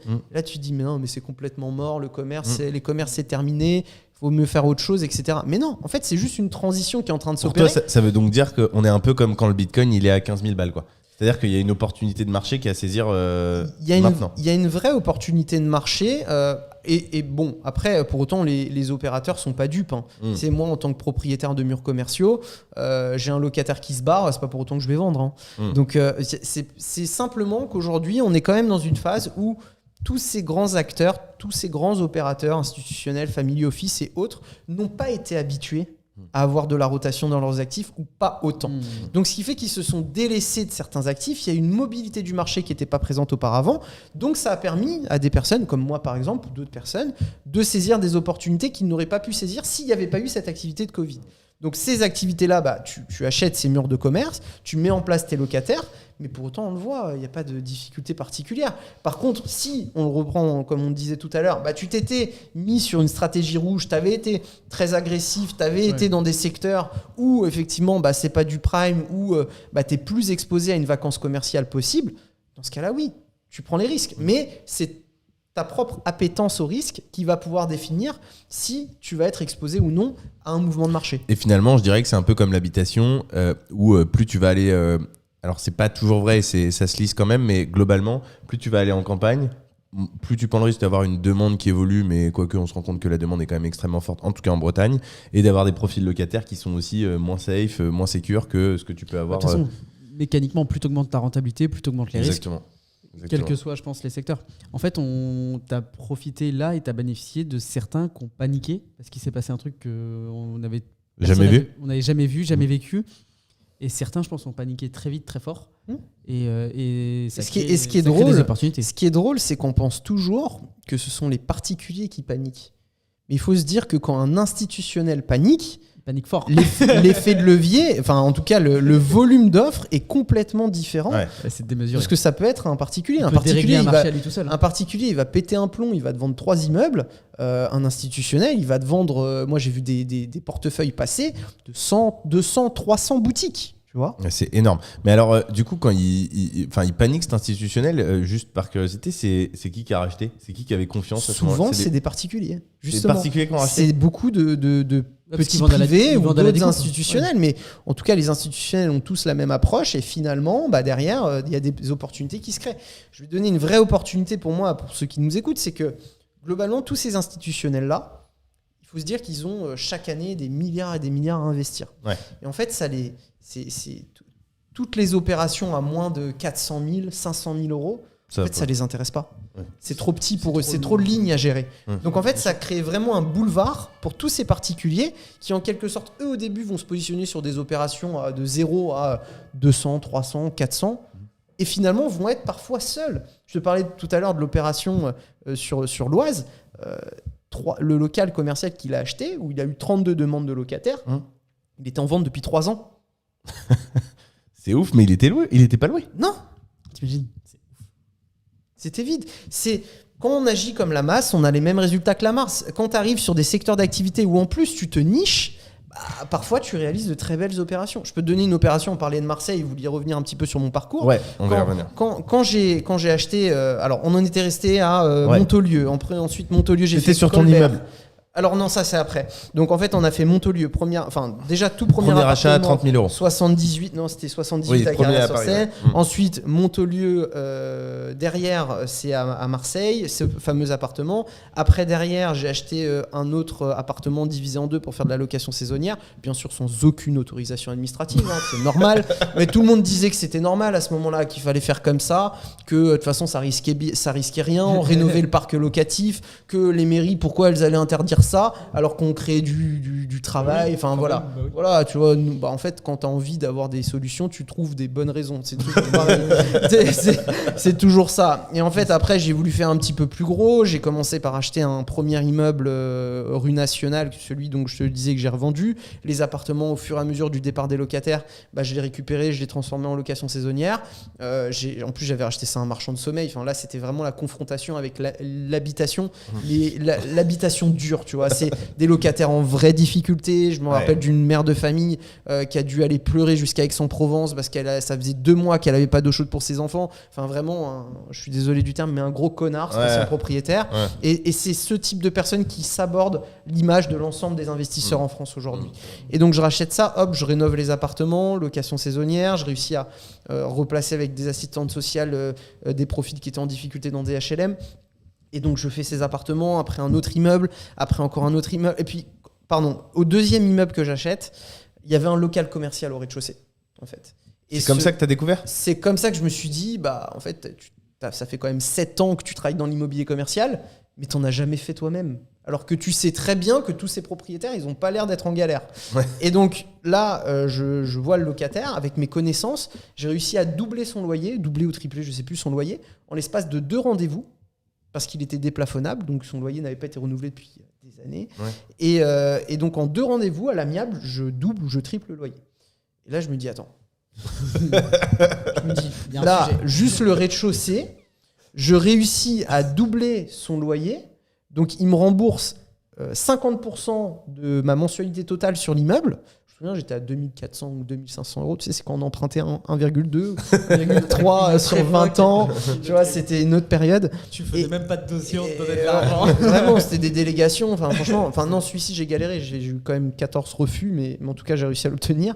Et donc, je double le loyer. Et là, je me dis, attends, t'as plus que 50 000 balles de pré-travaux, parce que quand t'as 14 refus, tu prends ce qu'on te donne, oui, clairement. Tous ceux qui te diront pareil, ouais, mais si t'as pas le pré-travaux, faut pas y aller, franchement. Si t'as pas de différé, il faut dire non. Pas de différé, si t'as pas. Non, écoute, quand ça fait 1 an et demi que tu tiens le propriétaire à décaler la promesse, ok, et qu'en plus tu te retrouves au bout du chemin avec une seule banque qui te dit oui, et avec un prêt-travaux de 50 000 balles, alors que tu as 10 apparts à rénover entièrement parce que c'était complètement pourri, en fait, tu y vas quand même. Et c'est là que je me suis dit, attends, 2 rendez-vous, x2 sur le loyer, derrière 2 ans de galère pour rénover des appartements où j'ai pas le budget travaux, et c'est une année, je dis non, là j'arrête l'immobilier d'habitation. En tout cas, avant d'arrêter, je pars dans une période de diversification où je me dis, je vais peut-être faire autre chose que l'habitation. Et donc je commence à acheter et je me dis... T'avais combien d'appartements ? Parce que les gens aiment bien savoir... Je pense j'en avais une trentaine. Au maximum, t'es monté à 30 ? Ah non, je suis monté à quasiment une cinquantaine. 50 appartements. Ouais, à peu près une cinquantaine. Donc 49 à Marseille ? Ouais, je pourrais pas te dire aussi... Non, parce que j'en avais acheté 4 en région parisienne également, où je faisais de la location. Je fais toujours d'ailleurs de la location saisonnière, jusqu'à ce qu'on me dise qu'il faut arrêter. Et donc effectivement, là je me dis, attends, j'avais entendu parler de marchand, je me disais aussi de marchand ça a l'air cool, je pense que... mais j'avais cette difficulté, tu vois, j'avais tellement galéré à avoir mes financements, j'achetais toujours, je pense que tous les investisseurs qui nous écoutent, on achète toujours ce qu'on n'est pas dans les moyens d'acheter, on passe notre vie à acheter quelque chose qu'on n'a pas les moyens d'acheter. Et donc j'achète, je trouve une opération que je pique à un petit influenceur en plus qui était aux Maldives ou je sais pas où, l'île Maurice tout le temps. Je voyais tout le temps sur les réseaux celui-là. Et c'est là que tu dis, ouais, le terrain, c'est important quand même. C'est bien d'être présent parce que c'est peut-être comme ça qu'on arrive à choper des bonnes opportunités. Et donc, j'achète ce bien-là. C'était 2 appartements et un commerce où en fait, les 2 appartements plus le commerce, j'achète ça 188 000 € acte en main. Je revends tout de suite en cascade les 2 appartements. Donc frais de notaire inclus. Frais de notaire inclus. Je revends tout de suite les 2 appartements et à 15 000 € près, ça me paye le local commercial au rez-de-chaussée. Donc là, on est sur une bonne rentabilité du coup. Et le local commercial au rez-de-chaussée, je mets en place un locataire et je le loue 1 200 € par mois. Donc en fait, je le loue quasiment avec l'opération de marchand. Donc tu peux pas dire. Je suis à 100%. Alors, je suis à 100%. Voilà. Ouais. Non, je suis à 100% de rendement à peu près sur cette opération, avec le phénomène d'indexation qui continue à courir sur ce locataire, qui a investi 70 ou 80 000 balles. C'est sur le cours Lyoto. Quand tu fais ça avec une société de marchand et tu te revends à une foncière? Même pas. Ok. Là, ce que je fais, c'est qu'en fait, ce qui est bien, c'est que souvent, on a l'idée de penser qu'il faut toujours faire du marchand dans des sociétés de marchands, mais là en réalité on n'est pas sur une société de marchands, on est plutôt sur un arbitrage. C'est-à-dire que j'achète un bloc, je revends les appartements, je revends les appartements parce que ça rentre pas dans ma stratégie d'acquisition et je conserve que le commerce. Et quelle est la différence de fiscalité aujourd'hui entre une société de marchands et une société civile immobilière à l'IS? C'est juste la TVA en fait, c'est tout. Droit d'enregistrement? Ouais, non, mais le Frais de droit notaire? Frais de notaire à ton acquisition? Ouais, à mais ton non. acquisition? Parce que si tu achètes En société marchande, t'es à 2,5-3%, j'ai bien compris. Mais en réalité, ça, c'est ton engagement de revente. Ton engagement de revente, tu peux le reprendre sur une SCI à l'IS. Tu peux le faire sur une SCI à l'IS. Ok, bah tu m'apprends quelque chose. En fait, Je crois que tu peux. Alors, en fait, sur une SCI, tu peux arbitrer ton patrimoine. Et donc, si tu as 100 lots en vente de 10 dans l'année, ça s'entend. Par contre, la société civile immobilière, elle est à vocation de détention de patrimoine et pas à vocation d'activité. Bien sûr. Et là, cette structure-là, elle détenait déjà une vingtaine d'appartements, tu vois. Et j'avais encore jamais revendu en plus. Donc, il n'y avait pas cette récurrence dans la vente. Donc, et petit tips, peut-être que vous utilisez vous aussi, mais moi aujourd'hui, tous les biens que j'achète, c'est engagement de revendre. Ok. Tous les biens que j'achète, il n'y en a pas un où je ne prends pas un engagement de revendre. Pourquoi ? Parce que quand tu prends un engagement de revendre, bah, tu bénéficies des frais de notaire à 2,5%. La petite astuce, c'est que tu ne le dis pas au moment de la promesse, tu le dis au moment de l'acte définitif, si c'est accepté par la banque, parce qu'après la banque a le droit de te dire oui ou non. Et si tu prends cet engagement de revente, si tu ne le fais pas au bout de 5 ans, je crois que tu as juste 1% d'intérêt. 1% d'intérêt sur les frais de notaire que tu n'as pas payé en fait. En fait, tu fais une facilité de trésorerie. C'est ça. Et 1% d'intérêt encore. C'est 5 ans ? Ouais. Ok. 5 Ouais, c'est 5 ans. Ouais. Donc ça veut dire que 1%. Je crois que c'était 4. En gros, tu as gardé ta trésor à 1% par an, mais alors que tu empruntes à. Enfin là, le dernier que j'ai fait, 3,93 sur 15 ans ou 5% sur 15 ans. Donc moi, en tout cas, tout ce que j'achète aujourd'hui, systématiquement, je prends un engagement de revente. Et le notaire, parce qu'il ne doit pas être habitué que ça soit fait par une SCI. Non, ça pose pas de problème. Okay. Non, ça pose pas de problème. La plupart du temps, c'est juste que tu te fais un peu défoncer sur les IRA, les indemnités de remboursement anticipé. Là, par exemple, je sais que j'ai pas vérifié sur un des prêts, je suis à 8%. 8% sur un c'est légal ça. En fait, c'est légal quand c'est du prêt professionnel, t'es pas capé. T'es pas capé. Alors que sinon, c'est 6 mois d'intérêt maximum et 2 ou 3%. Exactement. T'as un plafond. Donc, moi, je prends toujours un engagement de revente sur tous les actifs. Comme ça, je récupère de la trésor et puis ça me permet. Puis après, tu régularises au bout de 4 ans et demi. Tu payes ta petite pénalité et puis c'est tout quoi. Voilà. Donc tout ça pour revenir sur mon projet. Donc je mets en place mon locataire. Voilà, je mets en place mon locataire. Donc là, je me dis waouh. En fait, 1 200 €, putain, là, tu vas rien foutre. 6 mois pour faire le truc. J'ai même pas de prêt. À 15 000 balles prêt, bah, je l'avais payé. En plus, j'avais acheté cash celui-ci parce que je voulais revendre tout de suite. Et là, je me dis, bon, non, en fait, il faut vraiment que tu pousses parce que tu as des compétences, parce que finalement, tu es en train de te baser sur un marché alors que les autres le toucheraient même pas avec un bâton et je commence à comprendre pourquoi. C'était quand ? C'était il y a. Je suis incapable de te dire, c'était il y a 4 ans. Ok, non mais c'est pour voir à peu près 28 ans, je pense que j'avais 28 ans. Ouais. Le temps que ça t'as faisait mis 5 ans, 4 ans, 5 ans. Donc le temps que tu as mis pour commencer véritablement l'immobilier. Donc tu as véritablement commencé l'immobilier commercial professionnellement 2019, ouais, c'est ça, 2019. Okay. 2019. Et là, je me dis, bon, concrètement, l'immobilier commercial, va falloir que j'y aille fort. Et je remonte cette fois-ci sur Paris. Parce qu'en fait, j'avais quitté Paris. T'habitais à Marseille ? J'habitais pas à Marseille, j'habitais à Paris. Je me tapais les allers-retours toutes les semaines. Et c'est là que je me dis, il faut quand même que tu pousses ça. Et pourquoi tu es parti à Marseille ? Pour la simple et bonne raison que tu trouvais pas les rendements à Paris. Et donc là, je me dis, ben si, en fait, les rendements, je les ai à Paris. C'est juste que j'étais pas capable de les voir. Et souvent, c'est ça. C'est que on parle toujours de ces formations. On dit, c'est cher, une formation. Ok, mais quand tu fais une formation ou que tu apprends, tu as une compétence qui te permet de voir ce que les autres ne peuvent pas voir, alors, passer devant. Tu as ça, évidemment, qui est éminemment important. Et j'irai plus loin. Et là, c'est pour te faire un peu de pub au passage. Et ça, je le sais par expérience. C'est que ça, je savais pas que tu faisais ça. Tu ouvres ton réseau aussi, du coup, personnel. Et là, oui, en effet, ça a plus de valeur. Mais si tu savais le nombre de formations que j'achète, depuis le début de l'année, j'ai dû en acheter 4. Mais ouais, mais tout le monde ne fait pas ça. Tout le monde n'ouvre pas son réseau systématiquement. Ah, d'ouvrir son... Parce que toi, tu ouvres ton réseau personnel. C'est-à-dire que, de ce que tu disais tout à l'heure, c'est-à-dire que si tu veux faire une opération, c'est entre membres immo-commercial, donc tu les mets en relation. Bien sûr. Et tu disais que tu avais des mecs dans cette formation qui pesaient plusieurs dizaines, voire centaines de millions d'euros. Et un contact d'une personne comme ça, des fois, ça te déclenche un projet que tu fais à 5 millions. Bien sûr. Les 1500 ou je sais pas combien de Bien sûr. ça, ils sont amortis 100 fois. Là, tu problème. vois, à l'heure où je te parle, on est en train de travailler un projet sur Nice avec un membre. Voilà, on est sur 1,4 million, on prend 600 000 de marge en 6 mois. Tu vois, sur un projet comme ça. Mais en quelque sorte, c'est toi qui dois pousser cette curiosité. C'est-à-dire que souvent, quand on rentre dans une formation, on s'attend un peu à ce que tout tombe tout cru, mais c'est à toi d'aller vers les gens, d'avoir une expertise, de vendre quelque chose. Moi, je pense que dans tout business, en réalité, tu as d'un côté le réseau et d'un côté le modèle économique. Et en fait, il faut le voir un peu comme 2 couvertures. Quand tu veux bien te faire voir, en fait, tu vas lâcher ta couverture du réseau, c'est l'autre qui va le tirer, et puis au contraire, ta marge que tu pourrais réaliser sur ton business, elle diminue. Mais en fait, ce qu'il faut, c'est juste trouver le bon équilibre. C'est-à-dire que tu les vois, toutes ces personnes qui viennent t'approcher et qui te vendent monts et merveilles en te disant, tu verras, non, mais sur la prochaine opération, tu verras, tu gagneras de l'argent. Ou sur la 3e opération, tu verras, tu gagneras de l'argent. Et ça, on en a beaucoup des personnes comme ça qui le font. Alors qu'en réalité, si tu arrives à maintenir cet équilibre, on est tous quand on est chef d'entreprise ou quand on est investisseur, on ne doit pas être non plus laisser l'ensemble de ses intérêts passer, mais c'est pas pour autant que tu dois pas préserver ton réseau. Tu vois, le réseau, c'est ce qui va te permettre d'avoir de la récurrence dans tes projets. Complètement.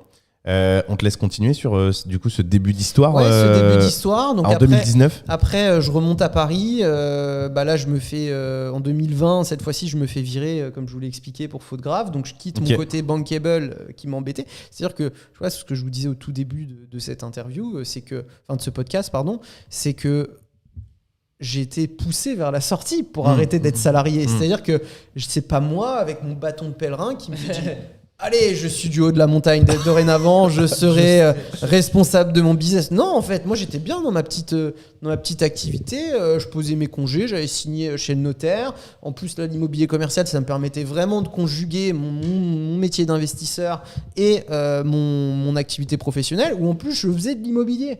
Et en plus, ça commençait à être intéressant parce que j'avais une activité de développeur. Donc j'étais en contact encore plus avec de l'immobilier commercial chaque jour. Et malheureusement, on m'a poussé vers la sortie. Là, boum, Covid. Et là, grosse introspective, parce que quand tu te fais virer, c'est quand même... tu te poses quand même quelques questions. En termes d'ego, principalement. En termes d'ego, tu dis, il y a quand même quelque chose que j'ai peut-être mal fait. Là, j'ai compris ensuite pourquoi c'était. C'était une histoire de plan qui était redistribuée si je partais. Enfin bref, c'était un peu complexe. Je ne veux pas m'étaler sur le sujet. Et là, je me dis, aujourd'hui, tu n'es plus bankable. Donc, qu'est-ce que tu fais ? Qu'est-ce que tu fais pour continuer à lever de la dette alors que concrètement, financièrement, c'est bien, tu as fait des projets, j'étais à peu près 4 millions, 4 ou 5 millions d'euros d'encours à peu près.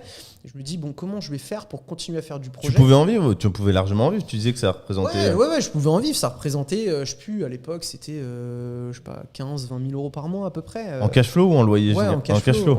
Ouais, donc t'en vivais... Donc je pouvais en vivre. Et puis j'avais de la location, comme je dis, la location saisonnière. En plus, c'était mon socle, quoi, comme je vous expliquais au début. Ouais. Et là, je me dis, il faut que je m'associe avec les bonnes personnes. Il faut que ce réseau, en réalité, je sorte de ce réseau que je connaissais, et il faut cette fois-ci que j'aille vendre mon expertise. Et c'est ce qui s'est passé. J'ai rencontré de belles familles, j'ai rencontré de beaux family office avec lesquels je me suis associé. C'est facile à faire, ça ? Non. Ouais. Rien n'est facile à faire. Mais ça, c'est particulièrement complexe. C'est complexe, mais je pense qu'en immobilier commercial, c'est peut-être plus simple du fait que tu sois sur une activité financiarisée. Tu vois ? Du fait que, effectivement, tu es quand même... Puis après, il n'y a pas de secret, c'est du réseau. Tu n'as pas envie d'aller une soirée, tu y vas quand même. Il y a des trucs, tu vois, on parlait de Veneta tout à l'heure. Veneta, une fois, elle m'a invité à une soirée qu'elle avait organisée. C'était un formidable moment. J'ai rencontré des personnes avec qui aujourd'hui je travaille au quotidien, en fait. Mais j'étais un peu fatigué, je voulais pas y aller, etc. Je me suis bousculé, j'y suis allé, je me suis placé, j'ai vendu mon expertise. Et puis derrière, après, les gens pensent à toi. Et il n'y a que ça qui fait que tu vas y arriver derrière. Donc bref, je m'associe avec les bonnes personnes.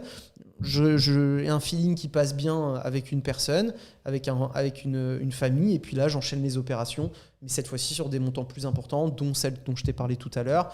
J'en ai réalisé là sur les 4, j'en réalise à peu près entre 1 et 2 millions par an à peu près, Ok. à partir de ce moment-là. C'est quoi le plus gros projet que tu as fait aujourd'hui ? Le plus gros projet, c'est un immeuble que j'avais acheté à Marseille, enfin que j'ai toujours acheté d'ailleurs, avec une de ces familles-là. 600 mètres carrés, 2 locaux commerciaux au rez-de-chaussée, 9 appartements qu'on met en location d'ailleurs à la fin de l'année.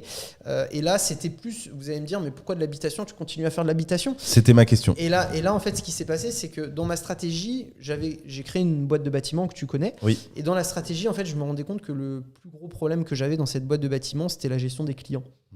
Non pas des clients professionnels, mais des clients particuliers. Parce qu'en fait, il y a beaucoup d'affect quand tu fais les travaux. Il y a toujours des... Voilà, le discours de Veneta juste avant toi. Voilà, je suis pas étonné, je l'ai même pas écouté. Mais il y a beaucoup d'affect, il y a beaucoup... d'émotionnel. Et d'ailleurs, Veneta me fait en ce moment même notre projet de résidence principale qui est assez... Par amitié, voilà, je suppose qu'elle avait l'air de dire qu'elle travaille... Quoique, c'est semi-pro ton projet en plus. Ouais, on a 420 mètres carrés, on fait une partie maison d'hôte et plus notre résidence principale. Et tout ça pour dire qu'effectivement, beaucoup de difficultés. Donc moi, qu'est-ce que je me dis ? En fait, ce serait bien que tu sois ton propre client. Mais comment être ton propre client, sachant que toi-même, tu peux pas faire tes chantiers, parce que au bout d'un moment, là, les banques veulent plus te prêter. Associe-toi avec une famille ou un family office. Et ce qui va te permettre de récupérer le volume des travaux sur la boîte de bâtiment. Et c'est pour ça que j'ai réalisé cette première opération. Mais vous les gardez quand même, vous voulez pas les revendre les apparts ? Peut-être qu'on les arbitrera plus tard, mais aujourd'hui sur 600 mètres carrés, là on a terminé, c'est sur un bien qui va valoir à peu près 2 millions d'euros au global. On installe un restaurant au rez-de-chaussée à droite, à côté on a les sapeurs-pompiers de Marseille, l'issue de secours des sapeurs-pompiers de Marseille, c'est les vestiaires. C'est les vestiaires des sapeurs-pompiers. Et au-dessus on a 9 appartements qu'on loue en meublé, dont une colocation, première colocation, j'ai jamais eu de colocation de ma vie. Voilà, je vais pouvoir découvrir les joies de la colocation. Enfin, le gestionnaire va pouvoir... c'est parce que en fait, là où j'ai quand même peut-être un discours qui est différent du tien, c'est que sur la location, ça peut vite être chronophage. Si tu as un gestionnaire qui fait bien le boulot, ça va quand même pour l'habitation. Moi, en tout cas, c'est mon expérience personnelle là que je partage. Je pense qu'il y a de vraies stratégies que tu as pu donner. Je pense qu'il y a de vraies stratégies qu'un simple particulier, s'il se forme pas, s'il est pas malin, il est pas curieux, va se faire avec va d'abord passer par des douleurs avant de les comprendre. Mais oui, je pense que effectivement, t'as quand même, faut pas dire que tout est noir dans l'habitation. Une chose est sûre, c'est que les arbres ne poussent pas au ciel. C'est-à-dire que je le vois souvent, c'est qu'en habitation, ton prix métrique de location au mètre carré, tu plafonnes assez vite. Et donc, tu es obligé d'avoir un très grand nombre de lignes à gérer pour avoir des revenus locatifs. Je te donne un exemple. Là, je fais une opération d'une salle de sport dans le 92. On a une ligne de loyer à 200 000 euros par an. Tu vois, un locataire qui nous verse 200 000 euros. Combien de locataires en habitation tu dois gérer pour avoir la même ligne de location ? C'est clair. T'as une gestion locative sur tes biens ? Toujours. C'est que bien que j'ai un discours de dire c'est simple à gérer, on n'a jamais de problème, en fait, je trouve que la gestion locative permet un détachement de ses actifs et de créer un espèce de tampon entre le propriétaire et le locataire. Et clairement, en immobilier commercial, même si je sais que voilà, ils envoient une quittance ou quoi que ce soit, là, je te donne un truc tout bête également. Pourquoi la gestion locative ? Je t'ai expliqué tout à l'heure que sur le fameux local où j'allais peut-être gagner 450 ou 500 000 balles par rapport à l'actualisation, sur l'actualisation, en fait, le gestionnaire a mal actualisé les choses. Donc, en fait, ce qui fait que si demain, il y a une problématique d'ordre juridique, sa responsabilité est pleinement engagée. Puisqu'il est payé pour ça. Et donc, si j'arrive pas à obtenir gain de cause avec le locataire, c'est pas grave, j'assignerai le gestionnaire. Au bout d'un moment, c'est du business. Tu sais, quand tu disais tout à l'heure, ouais, Maurice, j'aime bien chez toi parce que quand tu dis quelque chose, tu le fais. Oui. Un gestionnaire, je suis désolé, il a engagé, il m'a dit, je veux prendre la gestion, c'est facile à gérer, en quelque sorte, je sais faire. Tu te plantes, t'es responsable, c'est tout. Bien sûr. C'est clair. Est-ce que tu veux bien aussi nous parler un peu, parce qu'on a beaucoup parlé d'immobilier, nous parler un peu de ton parcours entrepreneurial, parce que tu l'as évoqué brièvement. Ouais. On l'a évoqué brièvement, et ça se trouve, il y a des sociétés que tu as que je connais même pas. Tu as au moins ta boîte de travaux, tu as au moins ta boîte de formation, tu as au moins ton immobilier. Est-ce qu'on a déjà fait tout le tour ou est-ce qu'il y a encore d'autres choses que tu nous as pas révélées? Il y a d'autres choses, mais je pourrais pas tout dire malheureusement. Je pourrais pas tout Tu nous dire. fais pas une petite confidence? Non, je peux pas. Là-dessus, c'est vraiment trop chaud. On a une exclue tout à l'heure, donc ça Ouais, une petite. Tu ouais. vois, Non, en tout cas, sur la boîte de bâtiment, en fait, déjà, je vais dire à tout auditeur qui souhaiterait lancer sa propre boîte de bâtiment en tant qu'investisseur, ne le faites pas. Moi, c'était une très grosse douleur, cette structure. J'ai perdu à peu près 150 000 euros, voire près de 200 000 euros en faisant des mauvais choix. Pourquoi des mauvais choix sur cette structure? Parce que quand tu lances une boîte et que ton premier objectif, c'est de faire des économies, la plupart du temps, ça marche pas. Ça, tu vois, déjà, c'est parce que chaque investisseur, en quelque sorte, se dit, je vais créer une boîte de bâtiment, comme ça, je vais prendre mes chantiers, et puis, comme ça, en fait, ce sera ma propre boîte. Ouais, mais en fait, non, parce que toi, tu es un mauvais client, en fait. Tu n'es pas un client qui va payer des marges. Au contraire, tu es un client qui veut rien payer. Donc ça, je l'ai appris à mes dépens. Okay. Donc, j'ai eu cette boîte pendant près de 3 ans. Et ensuite, j'ai décidé de me dire, bon, bah voilà, je fais rentrer des institutionnels, comme on l'a vu, je récupère du volume. Et là, ça allait beaucoup mieux. Tout d'un coup, ça allait beaucoup mieux. Un nouvel associé, j'avais un associé, c'est pas un mauvais associé, mais un associé qui n'avait pas pour moi les compétences requises dans la responsabilité. J'ai décidé de m'en séparer. Enfin, on s'est séparés et on s'entend toujours très bien. J'en ai fait rentrer un autre que tu connais, Amaury, qui est pour moi excellent, très bon, qui est une personne de valeur, enfin qui correspond en tout point aux valeurs que je véhicule. Donc ça me permet effectivement d'avoir cette structure de bâtiment. Et aujourd'hui, du fait qu'on s'est ouvert vraiment au public, on a des volumes très intéressants. Je pense qu'on sera entre 6 à 8 millions d'euros de chiffre d'affaires sur l'année 2023. Donc ça, c'est cool. Sur la société de formation, étonnamment, en fait, contrairement à ce que tout le monde pense, aujourd'hui, je ne gagne pas d'argent sur cette société de formation. Je ne gagne pas d'argent sur cette société de formation. Je l'ai peut-être fait un peu tard, c'est-à-dire que tout le monde s'est lancé dans la formation à un certain moment. Moi, je voulais attendre d'avoir la crédibilité par des opérations. Je sais que certains, ils avaient 2 apparts, ils étaient déjà en train de faire des formations dans tous les sens. Et ça a même pu fonctionner pour eux. Souvent, dans ce type de profil, j'ai plutôt tendance à saluer la réussite entrepreneuriale plus que la réussite en tant qu'investisseur. Mais en tout cas, cette société de formation, on est en train d'avancer et de la développer pas à pas. Aujourd'hui, on a à peu près 150 membres, on est à taille humaine. Moi, les personnes qui rentrent, c'est plus j'ai vraiment la volonté de faire beaucoup d'associations avec ces personnes-là. Là, par exemple, on vient de prendre la master franchise pour l'enseigne On Air Fitness sur l'agglomération lilloise. Donc, on a une dizaine d'ouvertures de prévues sur l'agglomération lilloise avec un membre. Ok, c'était ma question. Avec un membre IMO commercial. À côté de ça, voilà, il y a d'autres projets de ce type-là. À côté de ça, j'ai aussi les 2 conciergeries qui me permettent d'avoir mes appartements en location saisonnière. Tu sais, donc, tu as tes propres conciergeries? J'ai mes propres conciergeries. En fait, le modèle, parce que je me suis dit, quitte à faire une connerie, je vais aller jusqu'au bout. C'est que le modèle du bâtiment, je l'ai dupliqué en conciergerie. Voilà, mais tu rigoles, mais c'est ça. C'est qu'en fait, ce que j'ai fait, c'est que les ouvriers du bâtiment travaillaient sur la boîte de bâtiment et puis leurs femmes travaillent comme femmes de ménage dans mes appartements en conciergerie, tu vois, directement. Et comme ça, j'ai la conciergerie avec les appartements qui sont gérés. Là, je vais sortir de cette association et de ces activités sur Marseille. Je garde uniquement la partie parisienne. Là, on a un projet, j'en ai parlé avec Veneta tout à l'heure, on vient créer une maison d'hôtes parce que je ne veux plus aucun projet de location saisonnière sans pérennité d'exploitation. C'est-à-dire tous ces projets où tu prends de l'habitation et puis tu restes dans ton canapé et tu pries chaque jour en espérant que tu vas pas te taper un courrier ou un appel du service urbanisme. T'en rigoles, Erwan, mais quand je suis revenu de mon voyage de noces, je descendais de Polynésie, j'étais devant la douane parce que tu passes quand même la douane quand tu rentres. Le premier appel que j'ai eu, service urbaniste de la ville de Marseille, qui me dit « Monsieur Ameline, vous avez une 15aine d'appartements, ça. » Ils m'ont sorti toutes les structures, toutes les adresses, toutes les annonces. Ils connaissaient tout. Ils avaient déjà tout étudié. Ils disent « À partir de... vous n'avez plus le droit de le faire. Donc déjà, vous le faites dans l'illégalité depuis quelques temps. Donc maintenant, on vous prévient, sinon c'est procédure. » Donc tu te posais la question « Pourquoi je revends mon patrimoine en habitation ?» C'est pour ça. Parce que je ne suis plus en capacité d'exploiter ces biens-là. Et par chance... l'immeuble où j'avais mon local commercial au rez-de-chaussée, j'avais en fait, c'est un ancien hôtel qui a jamais été transformé au niveau de l'urbanisme.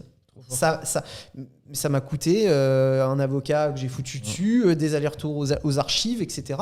Et donc aujourd'hui, je peux avoir cette pérennité d'exploitation parce que administrativement, les choses n'ont pas été faites correctement et on s'est engouffré dans cette brèche pour pouvoir garder cette exploitation. Mais c'est pour ça que souvent, on a tendance, et je vois beaucoup d'investisseurs qui se concentrent sur la performance en location saisonnière, mais sans pérennité, il n'y a pas de business en fait. Tu peux pas utiliser...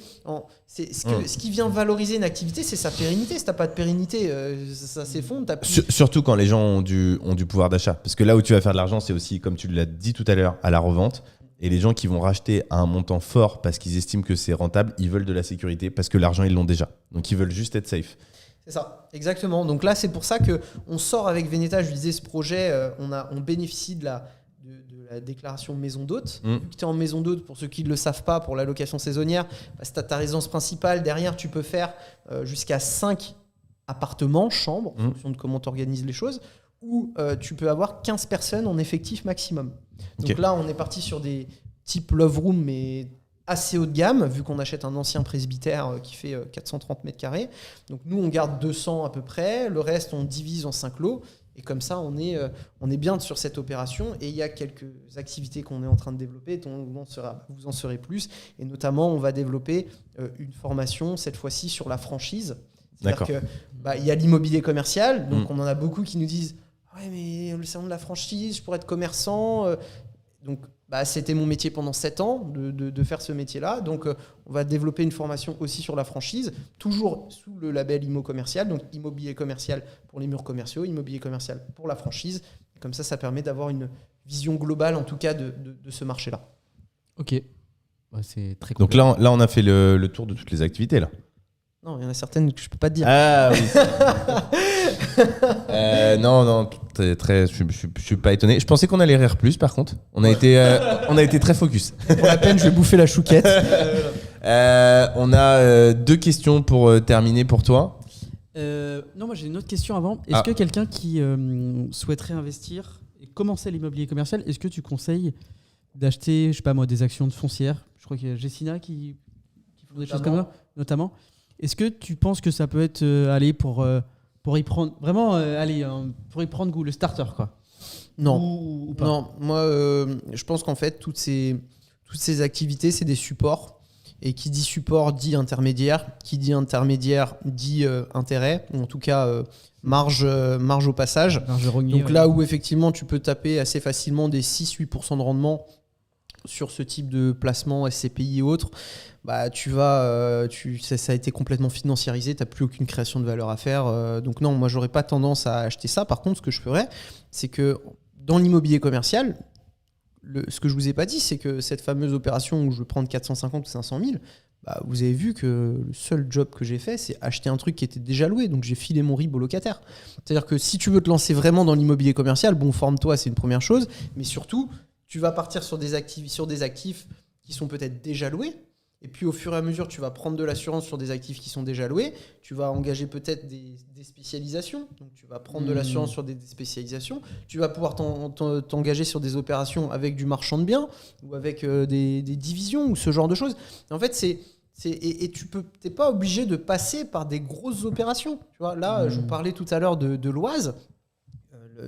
Yacine, là, qui détient un tabac à Pantin, lui, en fait, il fait des opérations entre 90 et 130 000 euros sur du 12 à 19% de rendement. Comme on le disait dans la stratégie, 0,400 000. Voilà, 0,400 000. Et au lieu de mettre tous tes œufs dans le même panier, t'en fais une, t'en fais deux, t'en fais trois, t'en as fait trois, t'en arbitres une, tu reprends le cash, t'en refais deux, t'en refais des... Et en fait, t'avances comme ça progressivement. On a un membre aussi, Jonathan, il est passé, première opération en 2012, Ponto Combo, un ancien Nicolas, qu'il a acheté 100 000 euros. Dernière opération, après 17 millions d'euros de patrimoine, dorénavant, il a fait une opération, une crèche dans le 15e arrondissement qu'il a acheté 1 million d'euros. En fait, on est dans une génération, je suis désolé, ça fait vieux con de dire ça, mais en tout cas, on est dans une génération où j'ai l'impression que c'est l'escalade sur Instagram, où il y aura toujours la méthode révolutionnaire pour devenir riche en 30 minutes.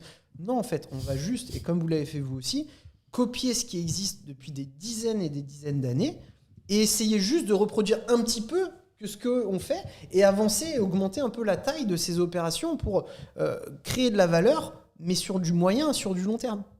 et pas s'obstiner à vouloir systématiquement avoir une méthode révolutionnaire où on va Craquer gagner le beaucoup code, d'argent craquer le code 30 que secondes. personne n'a craqué. Ouais. Est-ce que finalement, alors ça c'est mon retour, tu vois, je dirais de client potentiel, mais est-ce que finalement Immo Commercial, au-delà d'être une formation, parce que je trouve que le terme il est peut-être galvaudé et du coup de mon côté, et je t'en parlerai après, mais je pense que ça peut ça peut te porter préjudice. Est-ce que ce serait pas plutôt un club finalement que tu es en train de créer ? Ah mais c'est complètement un club. C'est que je pense que le milieu de la formation il a évolué. En fait, ce que tu fais aujourd'hui, j'ai le sentiment, c'est que tu donnes avec la formation les clés aux personnes pour qu'ils puissent comprendre de quoi ils parlent quand ils arrivent dans le club.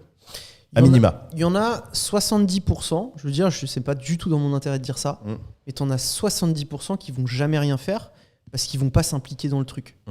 Mais concrètement, tu as tout ce que moi j'aurais eu besoin pour réussir en fait. Donc après, à toi d'être malin, et j'en vois certains, mais ils ont un potentiel énorme. Et ils sont en alternance, ou ils sont ci, ou ils sont ça. Mais en fait, ils ont déjà tellement de réflexes que je me dis, mais t'arrêtes de bouger le cul, parce que là, tu vas te faire bouffer très vite, quoi.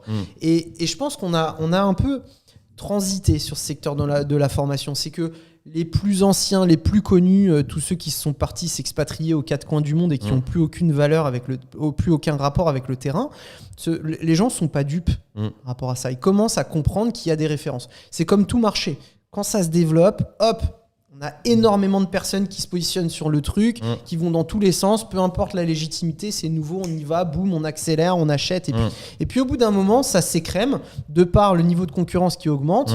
On commence par voir un peu cette nécessité de recentrer l'activité sur l'accompagnement, de recentrer l'activité sur de la vraie création de valeur et surtout de vérifier les références de la personne.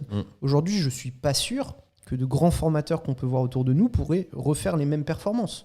Par contre, ceux qui performeront le plus seront des personnes qui ont réussi à, en réalité, utiliser la formation comme une activité connexe de découverte, un peu à l'image d'un entonnoir, où ensuite tu vas redistribuer les choses vers différentes activités sur lesquelles tu peux avoir. Tu vois, je parlais du bâtiment. Bon, bah voilà, quand il y a des personnes qui ont des besoins sur du bâtiment, ils sont dans Immo Commercial, ils vont penser logiquement à moi. Demain, il y aura d'autres activités, ils vont aussi penser logiquement vers moi. Mais il y a un peu cette démagogie de la formation où les gens se sont tellement fait avoir que malheureusement, ils sont très frileux à l'idée de dépenser de l'argent dans des formations. Mais moi, je peux te dire, je t'ai dit que j'étais un très gros consommateur de formation. J'ai toujours réussi à tirer quelque chose d'une formation, même si j'étais très déçu de la formation. Un contact, un outil que j'utilise, que j'utilise pas, ou n'importe quoi.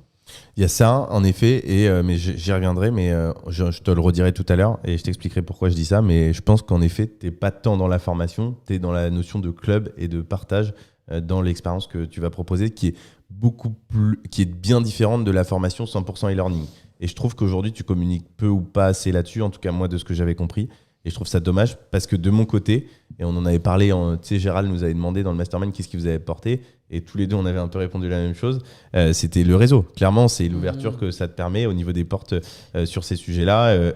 Au-delà de ça, il y a bien d'autres sujets, mais le réseau qu'on a pu avoir et rencontrer de ces personnes-là, c'est extrêmement... Bien sûr, je vais te donner... Tu voulais une petite confidence, donc je vais te donner une confidence pour tous ceux qui... Ça fait quand même 1h30 tu vois, que vous nous écoutez. Donc ceux qui ont eu le courage d'aller jusque-là, en fait, je tourne jeudi une formation de 2 heures, donc avec une dizaine de modules, qui sera entièrement gratuite sur l'immobilier commercial. Donc toutes les personnes qui se disent bah c'est pas pour moi, je pense que c'est un formidable moyen de découvrir si en profondeur vous considérez que toujours ça n'est pas possible, enfin c'est toujours pas acceptable pour vous. C'est un peu un pari que je fais, c'est que en réalité cette formation d'une dizaine de modules, elle reprend peut-être 1 heure au moins de la formation réelle qu'ils vont découvrir après. Après, il y en a quand même une quinzaine d'heures derrière. Mais en tout cas, c'est une formation que j'ai travaillée pendant des semaines. Et c'est un peu ce pari que je fais en me disant, bah, écoutez, voilà, aujourd'hui, on est à l'ère de toute l'information. Donc, testez le produit, regardez ce que c'est. Si vraiment vous continuez à penser que c'est pas fait pour vous, ne le faites pas. Mais par contre, sinon, laissez une chance au truc et vous verrez que il y a quand même des chances que si ça a fonctionné pour moi et pour les autres, ça puisse fonctionner aussi pour vous. C'est clair, très clair. Les 2 dernières questions. Allez, vas-y. Tu veux que je les pose les 2 ? Allez, vas-y. Si tu veux. J'ai peur. Ouais, elles sont sympas. La première est un peu plus touchy que la deuxième. Est-ce que t'as des passions, et plus spécifiquement, on la spécifie davantage cette question, passion inavouable que tu peux avoir. Veneta nous en a lâché une et on en a de plus en plus. Une passion inavouable. Ouais, genre Et vu le sourire que tu as eu, tu en as une. Ça, il me met encore plus la pression. Je sais pas c'est pour si ça qu'on c'est- est deux. Hein. Je sais pas si c'est inavouable. Enfin, en fait, avec ma femme, on est passionné de CrossFit. Voilà. Alors, Ok. c'est peut-être pas assez croustillant pour C'est vous. vraiment. On en fait 6 fois par semaine. Après, c'est dis-moi, quoi mes défauts? Je donne-moi suis des trop ex- organisé. Donne-moi des exemples. Genre des passions inavouables. Non, Tu mais vas pas nous arnaquer. donnez-moi comme ça. des exemples de passions inavouables que je peux On peut. Ouais, vas-y, Pamela. Pamela, par exemple, qu'on a fait, elle collectionne les surprises que tu as dans les Kinder Surprise. Elle en Ok. a une valise complète. Ok. Encore une autre. Veneta, qu'est-ce qu'elle nous a dit Elle avait Le make-up. Ouais, mais il y avait autre chose avant. Et qui était vraiment. Tu peux dire le make-up. Hein. Ouais, si tu nous sors le make-up, ça, c'est une vraie passion inavouable, ça. Tu vois, ça part en reel. C'est. Ah non, si, bien. c'est ça. Elle collectionnait les serviettes, Veneta. Collectionner les serviettes. Ouais, ça, c'est un peu inavouable. Je peux dire juste que j'aime bien piquer les chaussons dans les hôtels. C'est les petits chaussons dans les hôtels. c'est bien, Ouais, j'aime bien piquer les petits chaussons dans les hôtels. Ok. Après, je les mets chez moi et puis après, ils finissent par être tellement pourris que je les jette à la fin. Mais Ok. voilà. Voilà, C'est ça, passion pas mal. inavouable, voilà, la collection des chaussons dans les hôtels. Magnifique. Intéressant. Dernière question. Est-ce qu'il y a une question qu'on t'a pas posée, qu'on aurait dû te poser, que t'aurais aimé qu'on te pose, un sujet qu'on n'a pas abordé, que t'aurais aimé aborder? Et t'as le temps de la réflexion, puisque vu que c'est Erwan qui fait le montage, bah, il peut couper, il n'y a pas de souci. Dépêche-toi.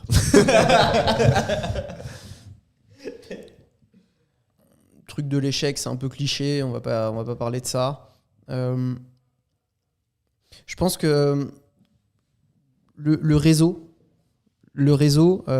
tu l'as dit tout à l'heure, moi je pense qu'il faut arrêter de penser que tous ces formateurs, tous ces grands chefs d'entreprise, toutes ces personnes que vous voyez et que certains peuvent idolâtrer n'ont pas fait d'erreur. Au contraire. Mais si vous saviez tout, là on est resté 1h30 ensemble, je vous en ai pas trop parlé, mais toutes les conneries que j'ai pu faire. Et que moi je suis quelqu'un qui donne beaucoup trop vite ma confiance. C'est-à-dire que voilà, en fait je paye pour voir. Clairement, je pense que c'est ça. Je paye pour voir. Ça veut dire que demain tu veux travailler avec moi. Limite, vas-y, vas-y, ok, pas de problème. Je te paye et tout, il n'y a aucun problème. Jamais je serai déçu de ta prestation, je vais pas te payer à la fin. Je paye pour voir et surtout, je suis extrêmement empathique. C'est-à-dire que tu n'as même pas besoin de parler, que je sais déjà à quoi tu penses et surtout les difficultés que tu peux avoir. Et sachant que j'ai un peu ce syndrome du sauveur, je finis par vouloir t'aider aussi et tes problèmes deviennent les miens. Donc t'imagines que quand tu as une boîte de bâtiment, que tu dois gérer les problèmes de tes ouvriers, quand tu as Et que tes d'autres ouvriers personnes sont mariés qui sont mariés avec les femmes de ménage, que tu as envie de leur faire plaisir. Non, mais tu me parlais des 150-200 000 euros, ça vient clairement de ça. Clairement, c'était ça le problème. Donc, je peux simplement te dire qu'il faut peut-être... moi, j'ai pris conscience que je ne faisais pas tout de enfin, que tout n'était pas bon dans ce que je faisais. Et ce que je pensais être un atout me desservait énormément dans mes activités. Et aujourd'hui, je n'ai plus aucun problème pour mettre en place des personnes qui ont plus de compétences que moi sur certaines personnes. Je finirai sur ma femme, c'est pour toi bébé. C'est pour toi bébé. Comme ça, tu vérifieras si elle va jusqu'au bout du Je podcast. parle régulièrement de ma femme et en fait, c'est vrai qu'elle est parvenue à vraiment me protéger sur certaines choses où elle sentait à plein nez quand quelqu'un essayait de m'avoir alors que moi je le sentais pas vraiment. Et surtout, je veux dire qu'elle a beaucoup plus de compétences que moi, que ce soit des compétences intellectuelles, de concentration, de mémorisation. Par contre, j'ai une chose aujourd'hui encore qui nous distingue, mais c'est en train d'évoluer, et je pense que c'est ce qui fait aujourd'hui ma plus belle réussite, c'est que les problèmes, j'adore ça. Vraiment. J'adore les problèmes. Je préfère même plus les problèmes que quand les choses vont bien. Et aujourd'hui, j'ai pas peur de m'engager dans des trucs impossibles. J'ai pas peur de m'engager dans quelque chose qui va me provoquer une charge mentale énorme si je sais que ça peut me rapporter quelque chose à la sortie, en fait. Et je pense que c'est ça aujourd'hui qui nous différencie, c'est que moi, en réalité, j'arrive tout de suite à voir la finalité du truc. Quand elle va être très compétente. Dès que tu vas lui donner une étape, pour la résoudre, elle va être super bonne, mais elle va pas forcément penser à l'étape qui vient derrière. Et je pense que c'est ça un entrepreneur, c'est de toujours avoir cette capacité réversive comme ChatGPT, où effectivement tu vas pouvoir voir tout le long du chemin. Ouais. Et plus tu as d'expériences différentes, plus tu vas sur des business différents, plus tu vas pouvoir scaler et avoir ton espèce de squelette qui dans tous les cas va fonctionner sur une activité ou sur une autre. Magnifique. Moi, je voulais ajouter quelque chose, mais je vais me taire parce que c'était très beau. Donc, on va rester là-dessus. Bah écoute, c'est toi. Hein. Bah, franchement, c'était top. Ouais. En Merci. tout cas, merci de tout ce que tu nous as dit. Promis, on vous fera le parcours. Je vais juste la poser parce qu'on en aura besoin pour le titre de la vidéo, parce qu'on te l'a pas demandé. Aujourd'hui, tu estimes à combien ton patrimoine immobilier tout cumulé? T'as une idée ou pas? Également société ou que immobilier? Tout cumulé. Ta plus belle façade. Combien tu pèses, c'est ça en gros? Ouais. Combien je pèse? Bah, vu que tu fais du crossfit, tu dois Ouais. être à un bon 85. Ouais, là en plus ce week-end a été particulièrement intense au niveau des restaurants. Non, combien je pèse aujourd'hui? Je dirais une dizaine de millions à peu près. Ok. À peu près une dizaine de millions. Mais par contre, ce qui est bien, c'est que j'arrive maintenant presque à doubler tous les ans ou tous les 2 ans ce que j'ai auparavant, en fait. Et je pense que c'est plus l'exponentialité qui est importante. Tu la sens plus forte actuellement? Ah ouais, là. En fait, c'est quand les autres ralentissent que toi, tu dois aller 2-3 fois plus vite. Est-ce que cette affirmation qui dit que le plus dur c'est le premier million, est-ce qu'elle est vraie? Je peux te dire un truc un peu philosophique encore? Ah bah nous on kiffe ça. Ouais. Certains se demandent toujours, ouais, pourquoi tu fais ça? Pourquoi tu veux toujours plus? Pourquoi tu veux aller plus loin? En fait, moi, ça peut paraître arrogant, mais c'est vraiment une dynastie que je veux créer. C'est-à-dire que je suis un peu le démarrage d'une dynastie qui seront mes enfants, où je veux leur léguer quelque chose qui va leur permettre justement d'être en facilité pour développer autre chose. Et on va quand même laisser une planète, alors je suis désolé pour tous ceux qui sont qui vont se dire ça y est, ils partent dans des délires écologiques, mais on va quand même laisser une planète et une situation économique dans un état catastrophique. Donc si je peux donner à mes enfants ne serait-ce que leur premier million ou leur deuxième million pour qu'ils arrivent eux-mêmes après, plus par facilité et par chemin déjà réalisé, à le faire, bah, je vais me battre de toutes mes forces pour pouvoir y arriver. Voilà. Ok. En fait, tu vas être la première. Le premier maillon de la chaîne. restauration demain de ta génération. Je travaille avec des personnes. Ça aussi, c'est un truc sur Instagram qui est insupportable. C'est de cracher sur les personnes qui sont nées parce qu'ils ont eu un peu mieux né que toi. C'est-à-dire, voilà, lui, il a pas de fierté parce qu'il a créé quelque chose. Enfin, ses parents. Je vais recommencer. En fait, j'en ai marre, moi, sur Instagram, je vois tout le temps qu'il y a certaines personnes qui sont en train de dénigrer quand d'autres personnes ont déjà un peu plus d'argent parce qu'ils sont un peu mieux nés qu'eux, en réalité. Et moi, je peux vous assurer que j'ai un de mes associés qui est extrêmement bien né, qui a plusieurs dizaines de millions d'euros au niveau familial. Et je peux vous dire que quand il se lève le matin, il n'a qu'une obsession, c'est de faire péter les milliards. Et il a beaucoup plus de réussite, il a beaucoup plus bien qu'il soit parti d'une situation qui était pour certains un objectif de vie, pour autant, lui, sa seule obsession, c'est de se lever tous les matins et d'aller faire accroître ce qu'on lui a donné. Et ce serait complètement débile qu'il n'utilise pas cette situation qu'on lui a donnée au début parce que certains pourraient penser que c'est pas équitable. Non, c'est pas parce que tu cours et que tu commences une course de plus loin que tu vas pas atteindre la ligne d'arrivée. Je suis 100% d'accord. J'appelle ça le jeu de cartes. C'est-à-dire que ce qui compte, c'est ton jeu de cartes. Si dans ton jeu de cartes, tu avais déjà 1 million, bah c'est à toi de jouer la plus belle partie avec ton jeu de cartes sans même te poser de la question du jeu de cartes de l'autre. Ouais, c'est ça. Après, si nous, en tant que, voilà, on va dire influenceur ou podcasteur ou ce que tu veux, on arrive un peu à créer cette traînée derrière nous qui va faciliter l'avancée du bateau de derrière. Bah, franchement, allons-y, faisons-le de toutes nos forces. Et je sais pas pour vous, mais moi, je commence à avoir quelques personnes, les fameux haters, c'est là qui commencent à arriver et qui te disent arrête de parler tout seul devant ce podcast, parce que certains verront peut-être cette vidéo en se disant arrête de parler devant un mur. Non, mais c'est ça, j'ai eu le cas. Et ben, j'ai envie de leur dire clairement, j'en ai rien à foutre de ce que tu penses. Et si ça peut un minimum orienter les personnes qui sont derrière et leur permettre d'aller un peu plus vite dans leurs opérations, bah, je me dirais que j'ai pas perdu ces 2 heures ensemble. Magnifique. C'est une très belle conclusion. Merci, Aymeric. Merci à vous. Allez, à très vite. Salut. Ciao. Salut.